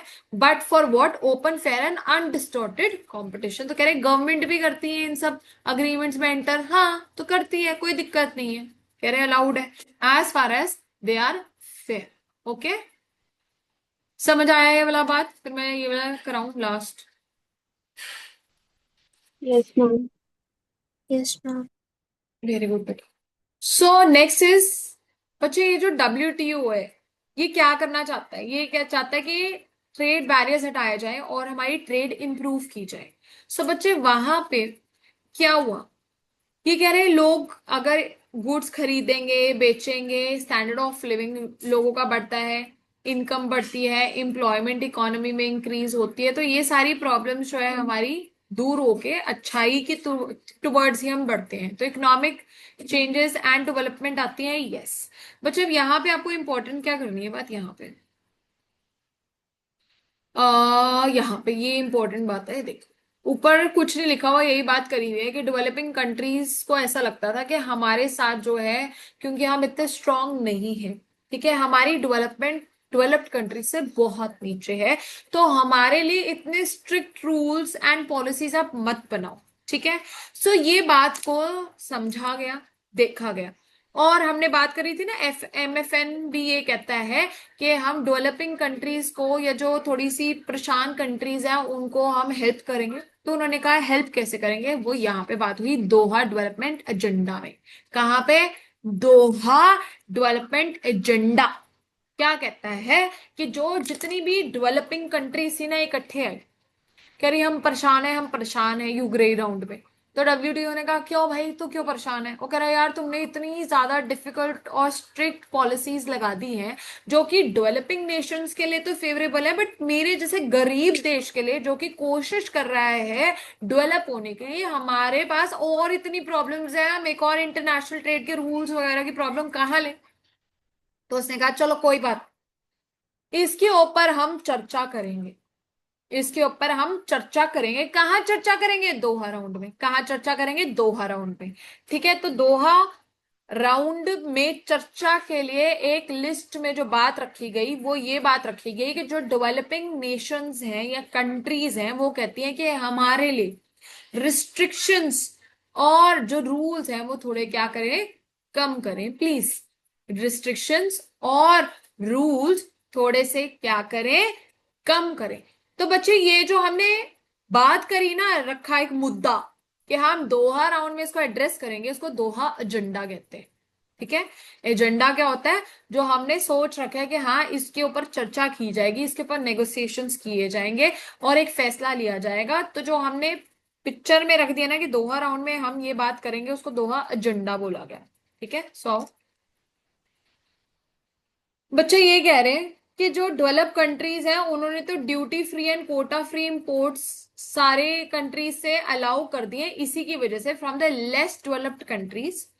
तो यहाँ पे बच्चे current Doha agenda includes developing countries concerns about the difficulties that they face in implementing the यूग्रे राउंड अग्रीमेंट्स। सो ये जो यूग्रे राउंड में ये जो रूल्स बने थे कि टैक्स मत लगाओ, ठीक है, बैन्स खत्म कर दो, तो डेवलपिंग कंट्रीज कहती देखो जी, हम तो है गरीब, हमारे पास तो इतनी टेक्नोलॉजी है नहीं, पॉपुलेशन हमारी एवर राइजिंग है, पॉवर्टी हमारी एवर ग्रोइंग है, अनएम्प्लॉयमेंट इतनी ज्यादा है, हम कैसे बाहर के देशों के प्रोडक्ट्स के ऊपर टैक्स एंड टैरिफ या बैन्स ना लगाएं?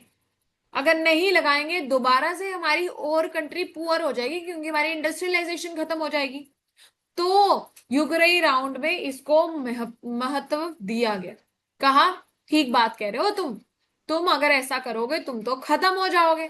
तो कहा गया कोई टेंशन ना लो, तुम्हारा ये जो कंसर्न है ना, ये तुम्हारा डर है, इसका निचोड़ हम निकालेंगे दोहा एजेंडा में, दोहा राउंड में इसके ऊपर खुल के चर्चा होगी, तुम टेंशन ना लो। तुम्हारा ये जो हमने बात करी ना कि 100% इंपोर्ट के ऊपर बैन हटा दो, ना हटाओ, कोई टेंशन नहीं। दूसरी बात ये कही कि जो डेवलपिंग कंट्रीज है वो यूनिलेटरल, याद करो, अग्रीमेंट्स करेंगी। That means less develop countries से इंपोर्ट्स करेंगी फ्री, और एक्सपोर्ट्स पे जब डेवलप्ड कंट्रीज एक्सपोर्ट्स करेंगे अंडर डेवलप्ड को, तो अंडर डेवलप्ड इंपोर्ट वाले टाइम पे टैक्सेस लगा सकती हैं, बैन्स लगा सकती हैं, रिस्ट्रिक्शंस लगा सकती हैं। तो ये माना गया कि yes this is fair, now this is fair. ठीक है, सो आपको लर्न क्या करना है कि करंट दोहा एजेंडा में क्या ध्यान दिया गया है। ये ध्यान दिया गया है कि जो डेवलपिंग कंट्रीज हैं उनको प्रॉब्लम्स हो रही हैं।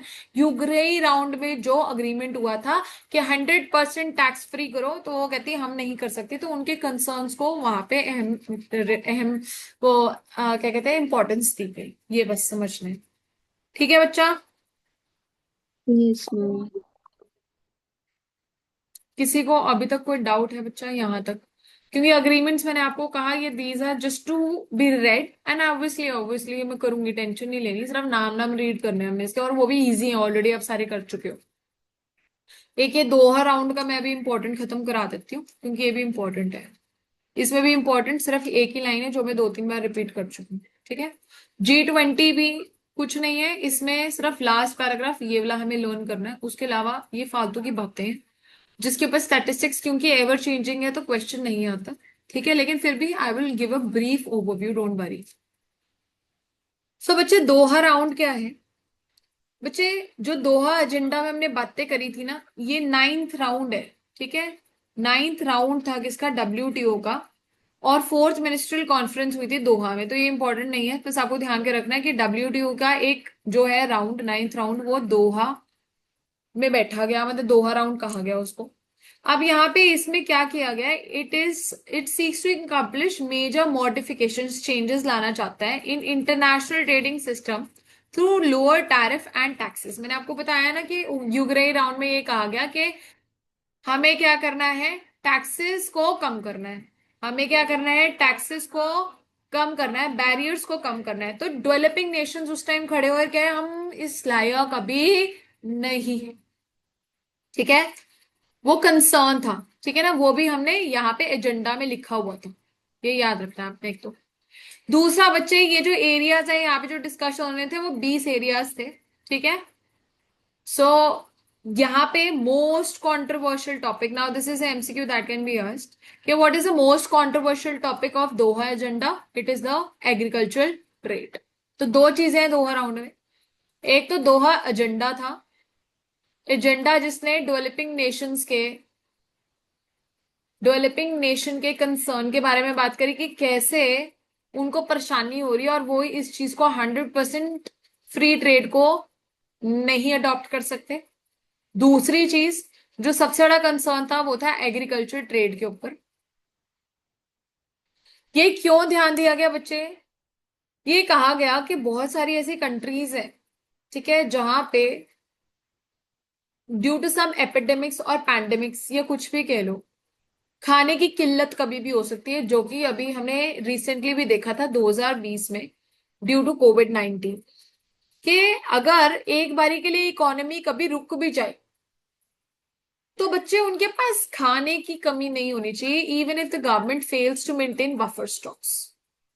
ठीक है, तो कह रहे हैं वहां पर हमें एग्रीकल्चर के ऊपर ना जो टैरिफ्स है उसको हटा देना चाहिए। ठीक है, तो इससे रिलेटेड जो बातें होनी थी बच्चे, उसके ऊपर अभी भी एक 100% कह लो यूनानिमस या कोई भी कह लो रूल्स अभी तक ना, मतलब हर कोई अपना अपना पॉइंट रख रहा है, कोई भी एक निचोड़ नहीं निकल पाया। इसलिए मोस्ट कंट्रोवर्शियल टॉपिक जो है दोहा राउंड का अभी तक इज योर एग्रीकल्चर ट्रेड। ठीक है, so these 2 points that you have to remember. Okay, now I will be jumping directly. चलो इसका भी बता देती हूँ मैं, फिर सिर्फ अग्रीमेंट्स रह जाएंगे यहाँ पे। देखो G20 इकोनॉमीज क्या है बच्चा? ये G20 क्या है? 20 आज के टाइम पे 21 इकोनॉमीज इसके वो है मेंबर्स है, लेकिन ये पहले की बात कर रहा है। तो हमारी किताब अगर G20 बोलती है तो हमारे को G20 ही लर्न करना है। कोई अपना दिमाग नहीं लगाएगा कि मैम 21 है तो तुम आंसर में 21 मार्क करके आओगे, नहीं। हमारी किताब अपडेटेड नहीं है, वो G20 ही बोल रहा है, तो हमें G20 ही याद रखना पड़ेगा। बच्चे G20 जो है बाली इंडोनेशिया में बैठा था एक तो 15-16 में, और अभी रिसेंट 2021 में हमारे इंडिया में हुई थी। हाँ या नहीं, याद है कि नहीं, ये तो सबने देखा होगा, G20 की कॉन्फ्रेंस बैठी थी। तो यस बच्चे, मैम। यस, ये सारे क्या है बच्चे, हमारे नेशंस हैं, 20 ऐसे नेशंस हैं जो कि इकट्ठे बैठ के कहते हैं कि हमारे को ट्रेड को और ज्यादा इंप्रूव करना चाहिए, ठीक है, मार्केट को और बढ़ोतरी देनी चाहिए। सो बच्चा, ग्लोबल पैंडेमिक के बाद हमारे को ये समझने का मौका मिला कि देखो जी, कभी भी कुछ भी हो सकता है, तो ट्रेड को हमें कैसे फैसिलिटेट करना है, हमें और ज्यादा इसको लीनियंट करना है, हमें इस ट्रेड को और ज्यादा लीनियंट करना है। अब उसमें किस किस तरह की बातें हुई, ध्यान दो बच्चे। WTO मेंबर्स ने अभी तक 52 एक्सपोर्ट रिस्ट्रिक्शंस फूड पे, क्योंकि मैंने आपको बताया ना कि मेन प्रॉब्लम अभी तक इसके ऊपर चल रही है, एग्रीकल्चर कंट्रोवर्सीज चल रही हैं। तो बच्चे 52 रिस्ट्रिक्शंस फूड फीड फर्टिलाइजर्स में तो है ही है, उसके अलावा 27 और रिस्ट्रिक्शंस हैं जो कि कोविड वाले टाइम पे और लगाए गए। Of these, 44 of the export restrictions and 63 of the pandemic restrictions were maintained by G20। तो कह रहे हैं, देखो सुनो क्या कहनी कह रहे हैं, कह रहे 52 हमारे फूड फीड एंड फर्टिलाइजर्स के ऊपर रिस्ट्रिक्शंस थे, प्लस 27 रिस्ट्रिक्शंस वो थे जो कि कोविड वाले टाइम पे हमने लगाए गए, ताकि इंपोर्ट एक्सपोर्ट को थोड़ा सा रोका गया ताकि कोविड और ना फैले, ठीक है। तो कह रहे हैं फिर जब 2022 में ये वाली बातें हुई, तो यहाँ पे बच्चे इसका 44% ही मेंटेन किया गया, मतलब 66% रिस्ट्रिक्शंस हटा दिए गए, 52 के 66% रिस्ट्रिक्शंस हटा दिए गए, और 63 इसके दिए गए, 63 इसके हटा दिए, हाँ नहीं सॉरी, 63 इसके मेंटेन किए गए, तो कितना हुआ, 47% हुआ कि 37 हुआ, सॉरी 37, 37% रिस्ट्रिक्शंस इसके हटा दिए गए। पोस्ट पैंडेमिक 2022 में, 2022 में बेटे सॉरी, G20 की बैठक बैठी, और इन्होंने जो ये वाले रिस्ट्रिक्शंस लगाए थे ना फूड फीड एंड फर्टिलाइजर्स पे, 52 बैन्स थे, रिस्ट्रिक्शंस थे, उसको लिफ्ट कर दिया गया बाय 44%, और वो रहे कितने गए बच्चे, 66। तो आपको याद क्या करना है, 44% लगे हुए हैं अभी भी, 44% इसके ऊपर रिस्ट्रिक्शंस अभी भी हैं, इसके ऊपर 63 रिस्ट्रिक्शंस अभी भी हैं, ठीक है। फिर बच्चे इन्होंने दोबारा से रिव्यू किया और introduce 66 new trade facility measures. Important इसमें जो है, रुको, एंटी डंपिंग इनिशिएटिव्स भी लिए गए, मतलब इनको दोबारा से सबको चेंज वगैरह किया गया। एंड मिड 22 में 77 export restrictions have been repealed.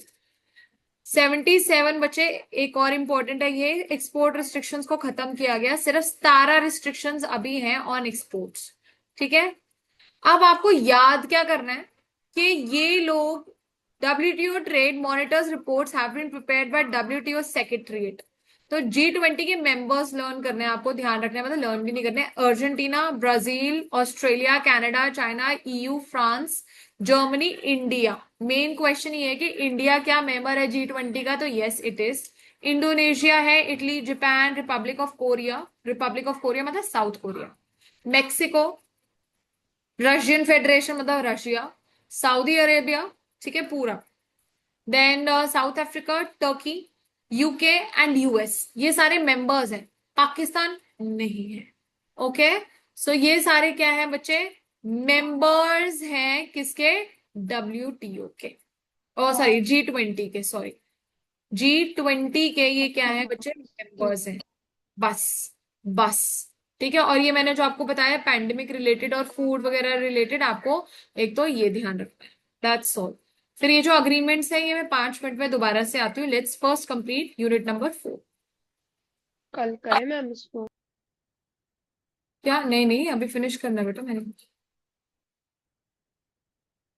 अभी I will have to finish ना, otherwise how will be complete the syllabus. Ma'am 1 बजे वो भी अकाउंट्स की कोई क्लिनिक बात नहीं है। बच्चे, 45 मिनट्स में मेरा ये खत्म हो जाएगा। आई will leave even before it, आपको पता ही नहीं चलेगा कि ये शुरू कब हुआ और खत्म कब हुआ। बहुत जल्दी फिनिश कर दूंगी मैं। I will leave you at 12:45 exact, don't worry. एक second.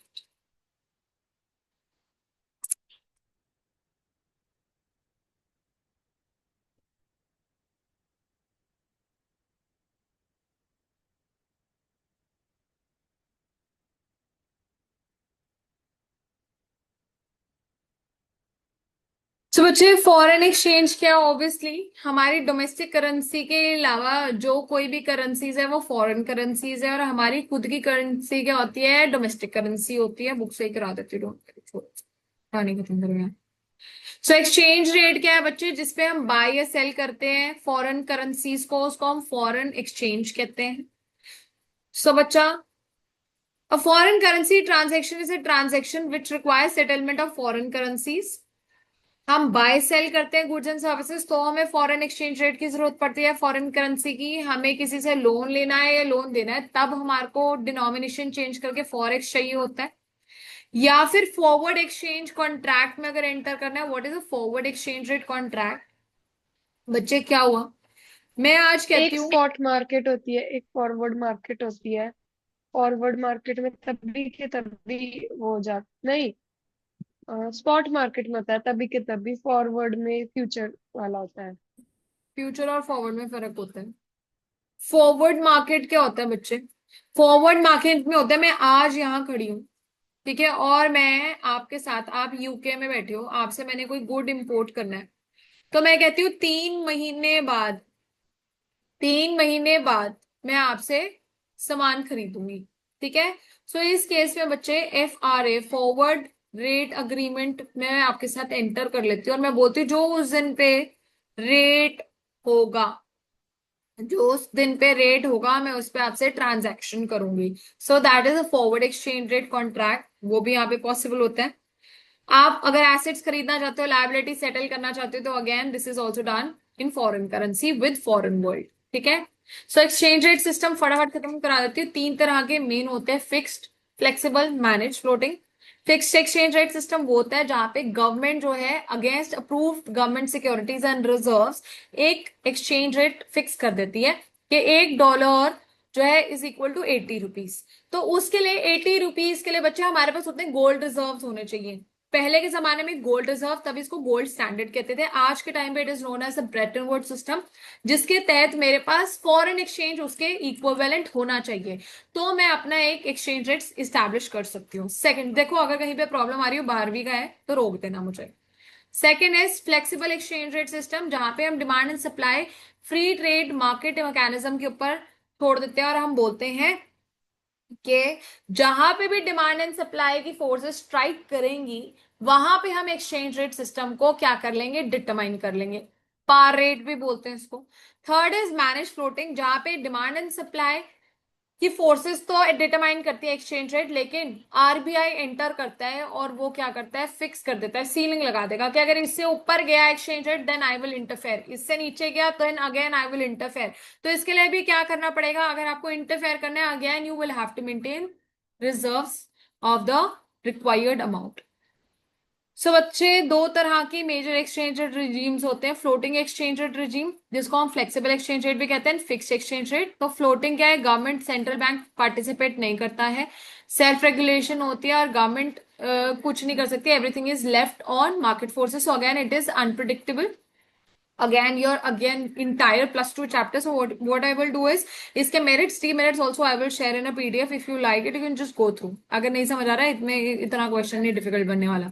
Next is manage float system, यहाँ पे सेंट्रल बैंक और गवर्नमेंट जो है वो क्या करती है, इंक्रीज डिक्रीज कर सकती है वो एक्सचेंज रेट जो कि किसने स्टैब्लिश किया, फ्री मार्केट फोर्सेस ने।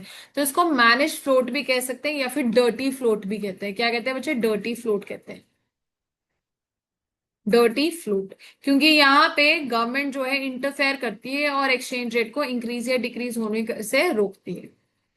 देन बच्चे, typically the purpose of such intervention is to prevent, एकदम से इंक्रीज या डिक्रीज को खत्म करने के लिए, बहुत ज्यादा चेंज आ गया तब इकोनॉमी में प्रॉब्लम, बहुत कम आ गया तब भी यही प्रॉब्लम है, तो गवर्नमेंट जो है वो इंटरवीन करती है, और इंडिया जो है वो ये फॉलो करता है, that is manage floating rate system. Exchange rate fix कब होता है? जब गवर्नमेंट ही फिक्स करती है करेंसी के रेट्स। ठीक है, तो इसके एडवांटेजेस क्या? ऑब्वियसली रिस्क ही है, इंक्रीज करती है इंटरनेशनल ट्रेड, वेंचर कैपिटल कम करती है, लेकिन स्पेकुलेशन कम रहती है, लो लेवल्स ऑफ इन्फ्लेशन रहती है, स्टेबिलिटी रहती है, वी कैन पेग, पेग मतलब हम फ्यूचर में जो एक्सचेंज रेट है उसको फिक्स आज ही कर सकते हैं अगेंस्ट अप्रूव्ड रिजर्व्स।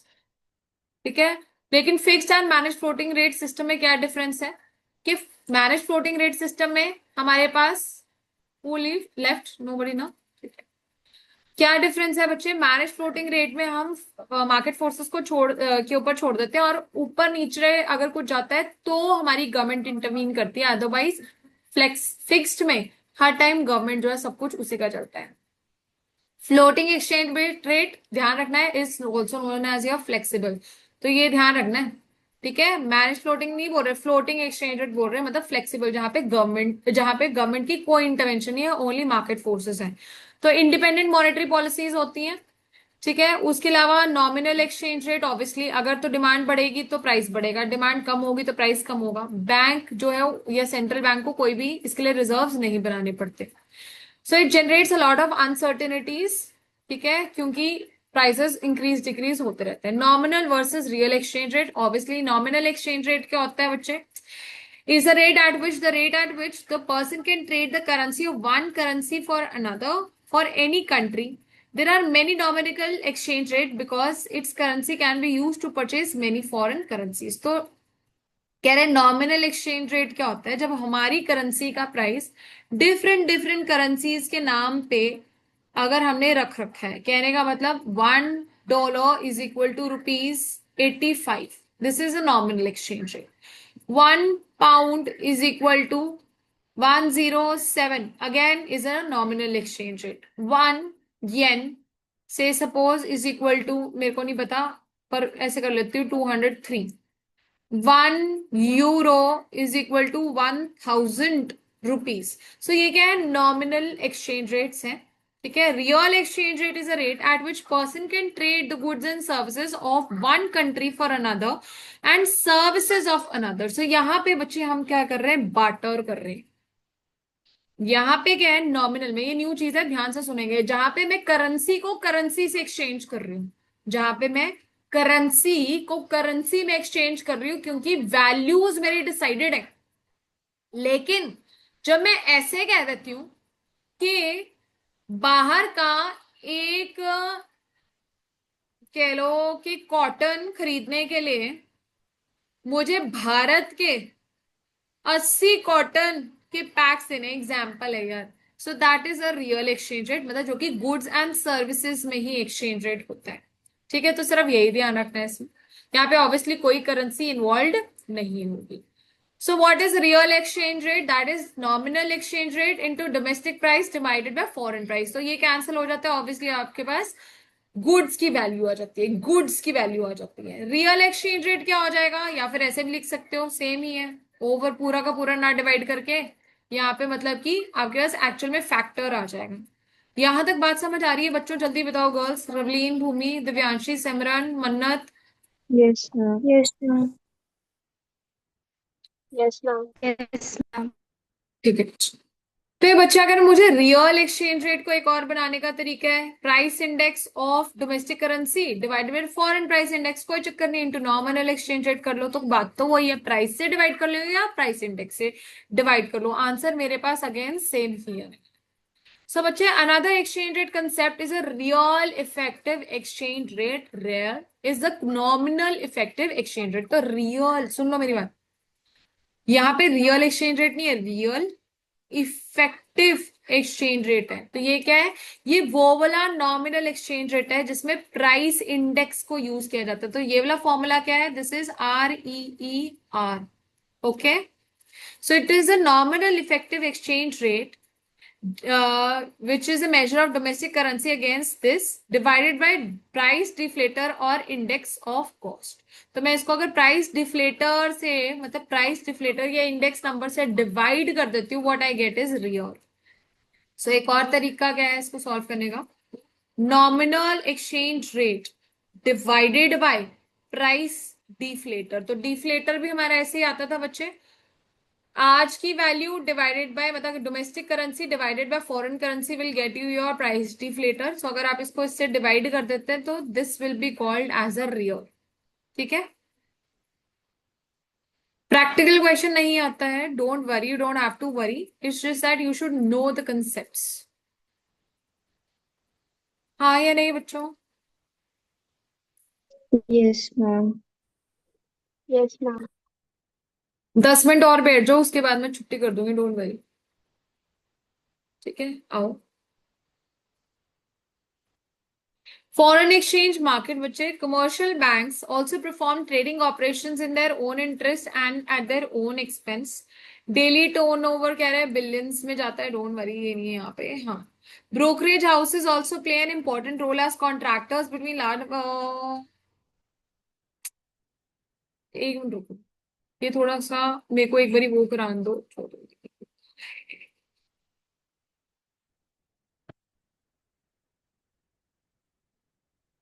चलो ऐसे करो, 15 मिनट में मेरा कवर नहीं होने वाला topic. I don't think it's going to be finished in another 10-15 minutes. So you guys, let's complete first unit only then. एक बारी वो तो फिनिश करें, मतलब यूनिट नंबर 2, सॉरी 3 जो थी हमारी, वो फिनिश कर लेते हैं पहले, क्योंकि हमारा एटलीस्ट एक तो खत्म हुआ. रुको, वेट करो एक मिनट. यूनिट 3 खत्म कर लेते हैं, फिर तुम्हारी छुट्टी भी करनी है ना, 1 बजे क्लास है.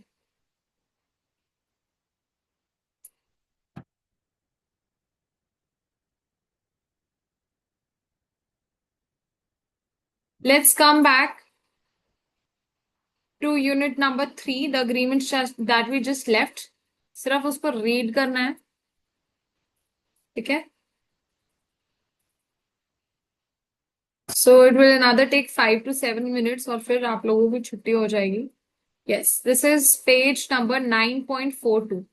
तो कह रहे WTO ने बहुत सारे डिफरेंट तरह के अग्रीमेंट्स में एंटर किया है बच्चे, जिसमें से एक क्या है, अग्रीमेंट ऑन एग्रीकल्चर. पहले तो एग्रीकल्चर के ऊपर की है. इसमें इसके 3 एस्पेक्ट्स हैं, ये इंपॉर्टेंट आपको ध्यान रखना पड़ेगा. एग्रीकल्चर क्या कहता है कि मार्केट एक्सेस मिले. ठीक है, मतलब हर एक को मार्केट मिलनी चाहिए. हमारे एग्रीकल्चर प्रोडक्ट्स है तो उसकी मार्केट होनी चाहिए, नंबर 1. Number 2, domestic support. अगर तुम्हारे यहाँ पे बाहर से कोई गुड इंपोर्ट होके आ रहा है तो ये ना हो कि उसको तुम बेच नहीं रहे हो, उसको तरीके से बेचो या कोल्ड स्टोरेज रखो. एंड नंबर 3, एक्सपोर्ट सब्सिडीज भी दो on export of agriculture products. तो that is AOA, agreement on agriculture. This is important. ये क्या कहता है, 3 एरियाज है जिसमें इसको हेल्प चाहिए. Market access, market, domestic support and export subsidies, 3 बारे में बात करते हैं. नंबर 2, ये तो हमने बहुत डिटेल में करा हुआ है, SPS एंड TBTs के बारे में बच्चे. तो sanitary and phyto sanitary measures, ये क्या करता है, ये आर्बिट्री या अनजस्टिफाइबल डिस्क्रिमिनेशन जो है, जो कि रोकता है हमारी ट्रेड को. हमने बात करी थी अगर, तो SPS क्या होता था बच्चे, जो कि लाइफ के ऊपर बात करता था, of animals, health of human, इन सब के बारे में बात करता है. तो कह रहे हैं अगर ये सारे तरीके के बैन्स हैं तो ये लगाए जाएंगे नॉन टैरिफ मेजर्स.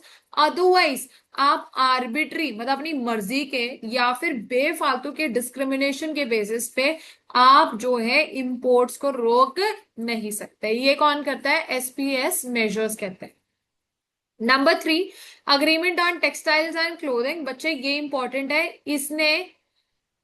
इसने किसको रिप्लेस किया, इसके ऊपर क्वेश्चन बनता है. तो that has replaced MFA, multi fibre arrangement को खत्म करके क्या है, agreement on textile and clothing. तो आपको याद क्या रखना है, सिर्फ मल्टीपल फाइबर पुराना था, उसकी जगह टेक्सटाइल एंड क्लोथिंग आया है. ठीक है.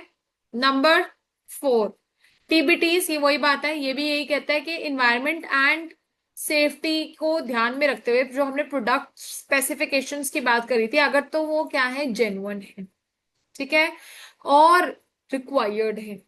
उस हिसाब से तो बैरियर्स लगाओ। अदरवाइज अगर आप एक्सेसिव, आर्बिट्री या फिर अननेसेसरी ट्रेड बैरियर्स लगा रहे हो, that is not allowed, that is not allowed. बस ठीक है। तो अभी तक हमने क्या किया, नंबर 1 एओए करा, मैंने उसने बताया 3 चीजें ध्यान रखनी है, market access, domestic support and export subsidies. Next SPS हमने कहा, जो हमने पढ़ रखा है वो वाले बैरियर्स आप लगा सकते हो। उसके अलावा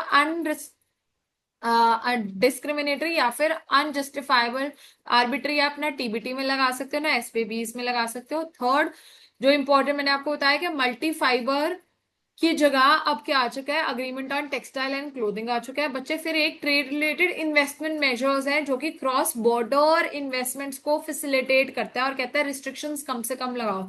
तो जो आप एफडीआईज एंड एफपीआईज इजीली इतनी कर सकते हो, वो किस वजह से कर पा सकते हो, ट्रिम्स की वजह से। तो ट्रिम की फुल फॉर्म पूछ ली जाती है बस, that is agreement on trade related investment measures, agreement on trade related investment measures.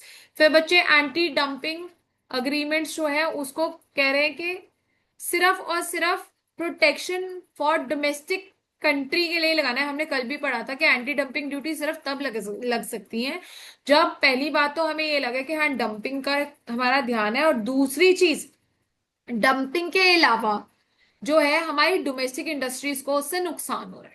ठीक है, तो सिर्फ तभी लगेगा, अदरवाइज एंटी डंपिंग अग्रीमेंट्स जो है आप अपने आप से फॉर्म नहीं कर सकते। कस्टम वैल्यूएशन अग्रीमेंट्स बच्चे यहाँ पे अगेन ये क्या कहता है, ये रूल्स बताता है कि किस तरीके से आप कस्टम वैल्यूएशन करोगे, और वो भी हार्मोनाइज कस्टम वैल्यूएशन सिस्टम में। मतलब ये रूल्स बने हुए हैं कि किस तरीके से कस्टम वैल्यूएशन करी जाएगी, उसी तरीके से करोगे, और अपनी मर्जी के कस्टम वैल्यूएशन को पिक्चर में नहीं ला सकते। इजी है, तो कुछ नहीं है, ये सारे आपको बस ध्यान के रखने की क्या क्या चीजें थी इसमें। एओए था, एसपीएस टीबीसीज था, और ये जो टेक्सटाइल वाला है ये एमएफए को इसने रिप्लेस किया। देन ट्रिम्स आया जिसकी वजह से इन्वेस्टमेंट्स पॉसिबल है। एंटी डंपिंग जो है वो सिर्फ तभी हो सकती है जब प्रोटेक्शन के पॉइंट ऑफ व्यू से करी। कस्टम वैल्यूएशन में भी ये बोला कि अपनी मर्जी से वैल्यूएशन नहीं कर सकते, जो कि हमारे इंटरनेशनल बोर्ड ने अप्रूव किया, सिर्फ उसी तरीके से कर सकते हो। Agreement on pre shipment inspections को भी बताया गया है कि क्या क्वांटिटी क्वालिटी होनी चाहिए एज पर इंटरनेशनल स्टैंडर्ड्स, आपको वही करनी है, आप अपनी मर्जी के आर्बिट्री नहीं कर सकते। ठीक है, तो mechanism for solution of disputes, अगर से सपोज पीएसआई एजेंट्स और एक्सपोर्टर्स के बीच में लड़ाई हो जाए तो उसके बारे में भी बच्चे मैकेनिज्म जो है यहाँ पे डब्ल्यूटीओ ने बता रखा है। देन रूल ऑफ ओरिजिन हमने कल भी पढ़ा था कि कहाँ से गुड्स आए हैं, वो आपके पास फुल राइट है कि आप देख सकते हो कि कहाँ से जो गुड्स हैं वो ओरिजिन हुए हैं। ठीक है, then agreement on import licence procedures, administrative procedures को कम से कम करो, इसको they shouldn't act as a barrier, rather they should be such that they facilitate clear, transparent and fair trade. Then हमने subsidies and countervailing measures के बारे में बात करी थी। हमने कहा था कि अगर बाहर की सरकार ने सब्सिडीज दी ताकि आप ट्रेड डिस्टॉर्ट कर सको एक्सपोर्ट दूसरी कंट्री की, तो वहां पे काउंटर वेलिंग ड्यूटीज आप कब लगा सकते हो, सो उसके बारे में भी बात डब्ल्यूटीओ में ही हुई है। Agreements to safeguard clarified discipline in emergency. ठीक है, जब एकदम से याद है हमने कहा था कि अग्रीमेंट ऑन सेफ गार्ड्स कब लगती है, प्रोटेक्शन या सेफ गार्ड ड्यूटी कब लगती है, जब बहुत ज्यादा इंपोर्ट्स इंक्रीज हो जाती है, तो हम सबको कह सकते हैं कि it is on non discriminatory basis, कि आप लोग हमारे ऊपर जो है प्लीज हमारे को इंपोर्ट मत करो, हम सबके ऊपर थोड़े टाइम के लिए बैन लगा रहे हैं। तो बच्चे कह रहे हैं उसके लिए भी मेजर्स हैं, अपने आप से मुंह उठा के नहीं कर सकते आप। देन गैट्स मैंने आपको बताया था, general agreement in trade and services भी ये जो है कवर करता है। बच्चे सर्विसेज के लिए है, मोस्ट फेवर्ड नेशन ट्रीटमेंट को ये एमएफएन ही इसको एंटर करते हैं, है ना, डब्ल्यूटीओ के मेंबर्स। और यहाँ पे सर्विसेज बता रखी हैं, और ये कहिए member country can not maintain और इंट्रोड्यूस मार्केट एक्सेस रिस्ट्रिक्शंस और डिस्क्रिमिनेटरी मेजर्स अपने आप से, ठीक है, with other countries without negotiating. तो गैट्स के लिए भी आप अपने आप से जो अग्रीमेंट डब्ल्यूटीओ ने एंटर कर रखा है सिर्फ वो कर सकते हो, अपनी मर्जी से मुंह उठा के कुछ भी नहीं कर सकते। ट्रिप्स के बारे में मैंने आपको बताया था, ट्रेडमार्क रिलेटेड अग्रीमेंट्स है, ये भी क्या कहता है कि सब कुछ आपको क्लियर एंड क्रिस्टल रखना है, और वो भी किस हिसाब से, as per the agreements in by the WTO. कोई भी डिस्प्यूट है again that will be refer to the WTO. Then trade policy review mechanism, ये भी हमने बात करी थी कि ये किसका काम होता है बच्चे, हमारा जनरल काउंसिल का। तो कह रहे ट्रेड पॉलिसी रिव्यू मैकेनिज्म जो है वो ये बताता है, पीरियोडिकल रिव्यूज बताता है कि लोग जो है अपनी पॉलिसीज कैसे लगा रहे हैं और कंडक्ट कैसे हो रहे हैं। लास्ट प्लूरिलेटरल ट्रेड अग्रीमेंट्स, ये भी क्या है, डब्ल्यूटीओ ही एंटर कराता है और अपने ही लोगों के बीच में, for the benefit of its own member countries. That's all. ठीक है। सो आपको जो इंपॉर्टेंट जिसके ऊपर एमसीक्यू बनता है, एक तो मैंने आपको बताया एग्रीकल्चर के ऊपर बनता है। नंबर 2 आपको ये पूछ लिया जाता है कि मल्टी फाइबर को किसने रिप्लेस किया, तो वो agreement on textile and clothing ने किया बच्चे। ट्रिम्स के ऊपर इतना कुछ नहीं आता है, सिर्फ फुल फॉर्म आ सकती है। ठीक है। देन प्री शिपमेंट अग्रीमेंट्स आपको नाम ध्यान रखना पड़ेगा, ये बताता है कि सोल्यूशन देता है between PSI agents and exporters की अगर लड़ाई हो जाए। Then what is important is about GATS. This you already know. GATS क्या फुल फॉर्म याद रखनी है, general agreement on trade in services, जो कि मोस्ट फेवर्ड नेशंस अपने आप में करते हैं और अपने आप से आर्बिट्री कोई भी रूल्स नहीं बना सकते। ट्रिप्स क्या इंटेलेक्चुअल प्रॉपर्टी राइट्स के ऊपर है। और ट्रेड पॉलिसी रिव्यू मैकेनिज्म क्या करता है बच्चे, रिव्यू करते हैं पीरियोडिकली कि क्या मेंबर कंट्रीज जो है पॉलिसीज एंड प्रैक्टिसेस फॉलो कर रही हैं और क्या प्रॉब्लम आ रही है। और प्लूरिलेटरल ट्रेड के बारे में भी डब्ल्यूटीओ जो है बताता है। So this sums up our units 1, 2 and 3 and fourth we have done बीच में सिर्फ थोड़ा थोड़ा। So we will continue with the unit 3 tomorrow and 4 tomorrow. So I don't think कि कल ही खत्म होगा, but I will still try कि कल किसी तरीके से क्रिस्प नोट्स बनाने की कोशिश करती हूँ मैं आज के दिन में, जिसके थ्रू हमारे 4 एंड 5 यूनिट्स जो है खत्म हो जाए। ठीक है। सो ज्यादा डिफिकल्ट वाला अभी आपका निबड़ चुका है। ठीक है। फोर्थ यूनिट दिख ही रहा है इतना डिफिकल्ट नहीं है, कुछ 20-30% we covered today, remaining we will cover tomorrow. So hopefully we will be through the entire syllabus by tomorrow's class. So just after your accounts class make sure कि आप इसके MCQs कर लो, they will be very easy। and मैंने आपको बताया, मैं आपको जो एक्स्ट्रा इंटरनेशनल ट्रेड के MCQs हैं वो हम सबसे पहले उसी से ही रिविजन शुरू करेंगे, डोंट वरी। पहले चैप्टर 9 कर लेंगे, 10 कर लेंगे एंड फिर बाकी कर लेंगे। ठीक है। So okay bye, thank you all for your patience, see you all tomorrow बच्चे, बाय। थैंक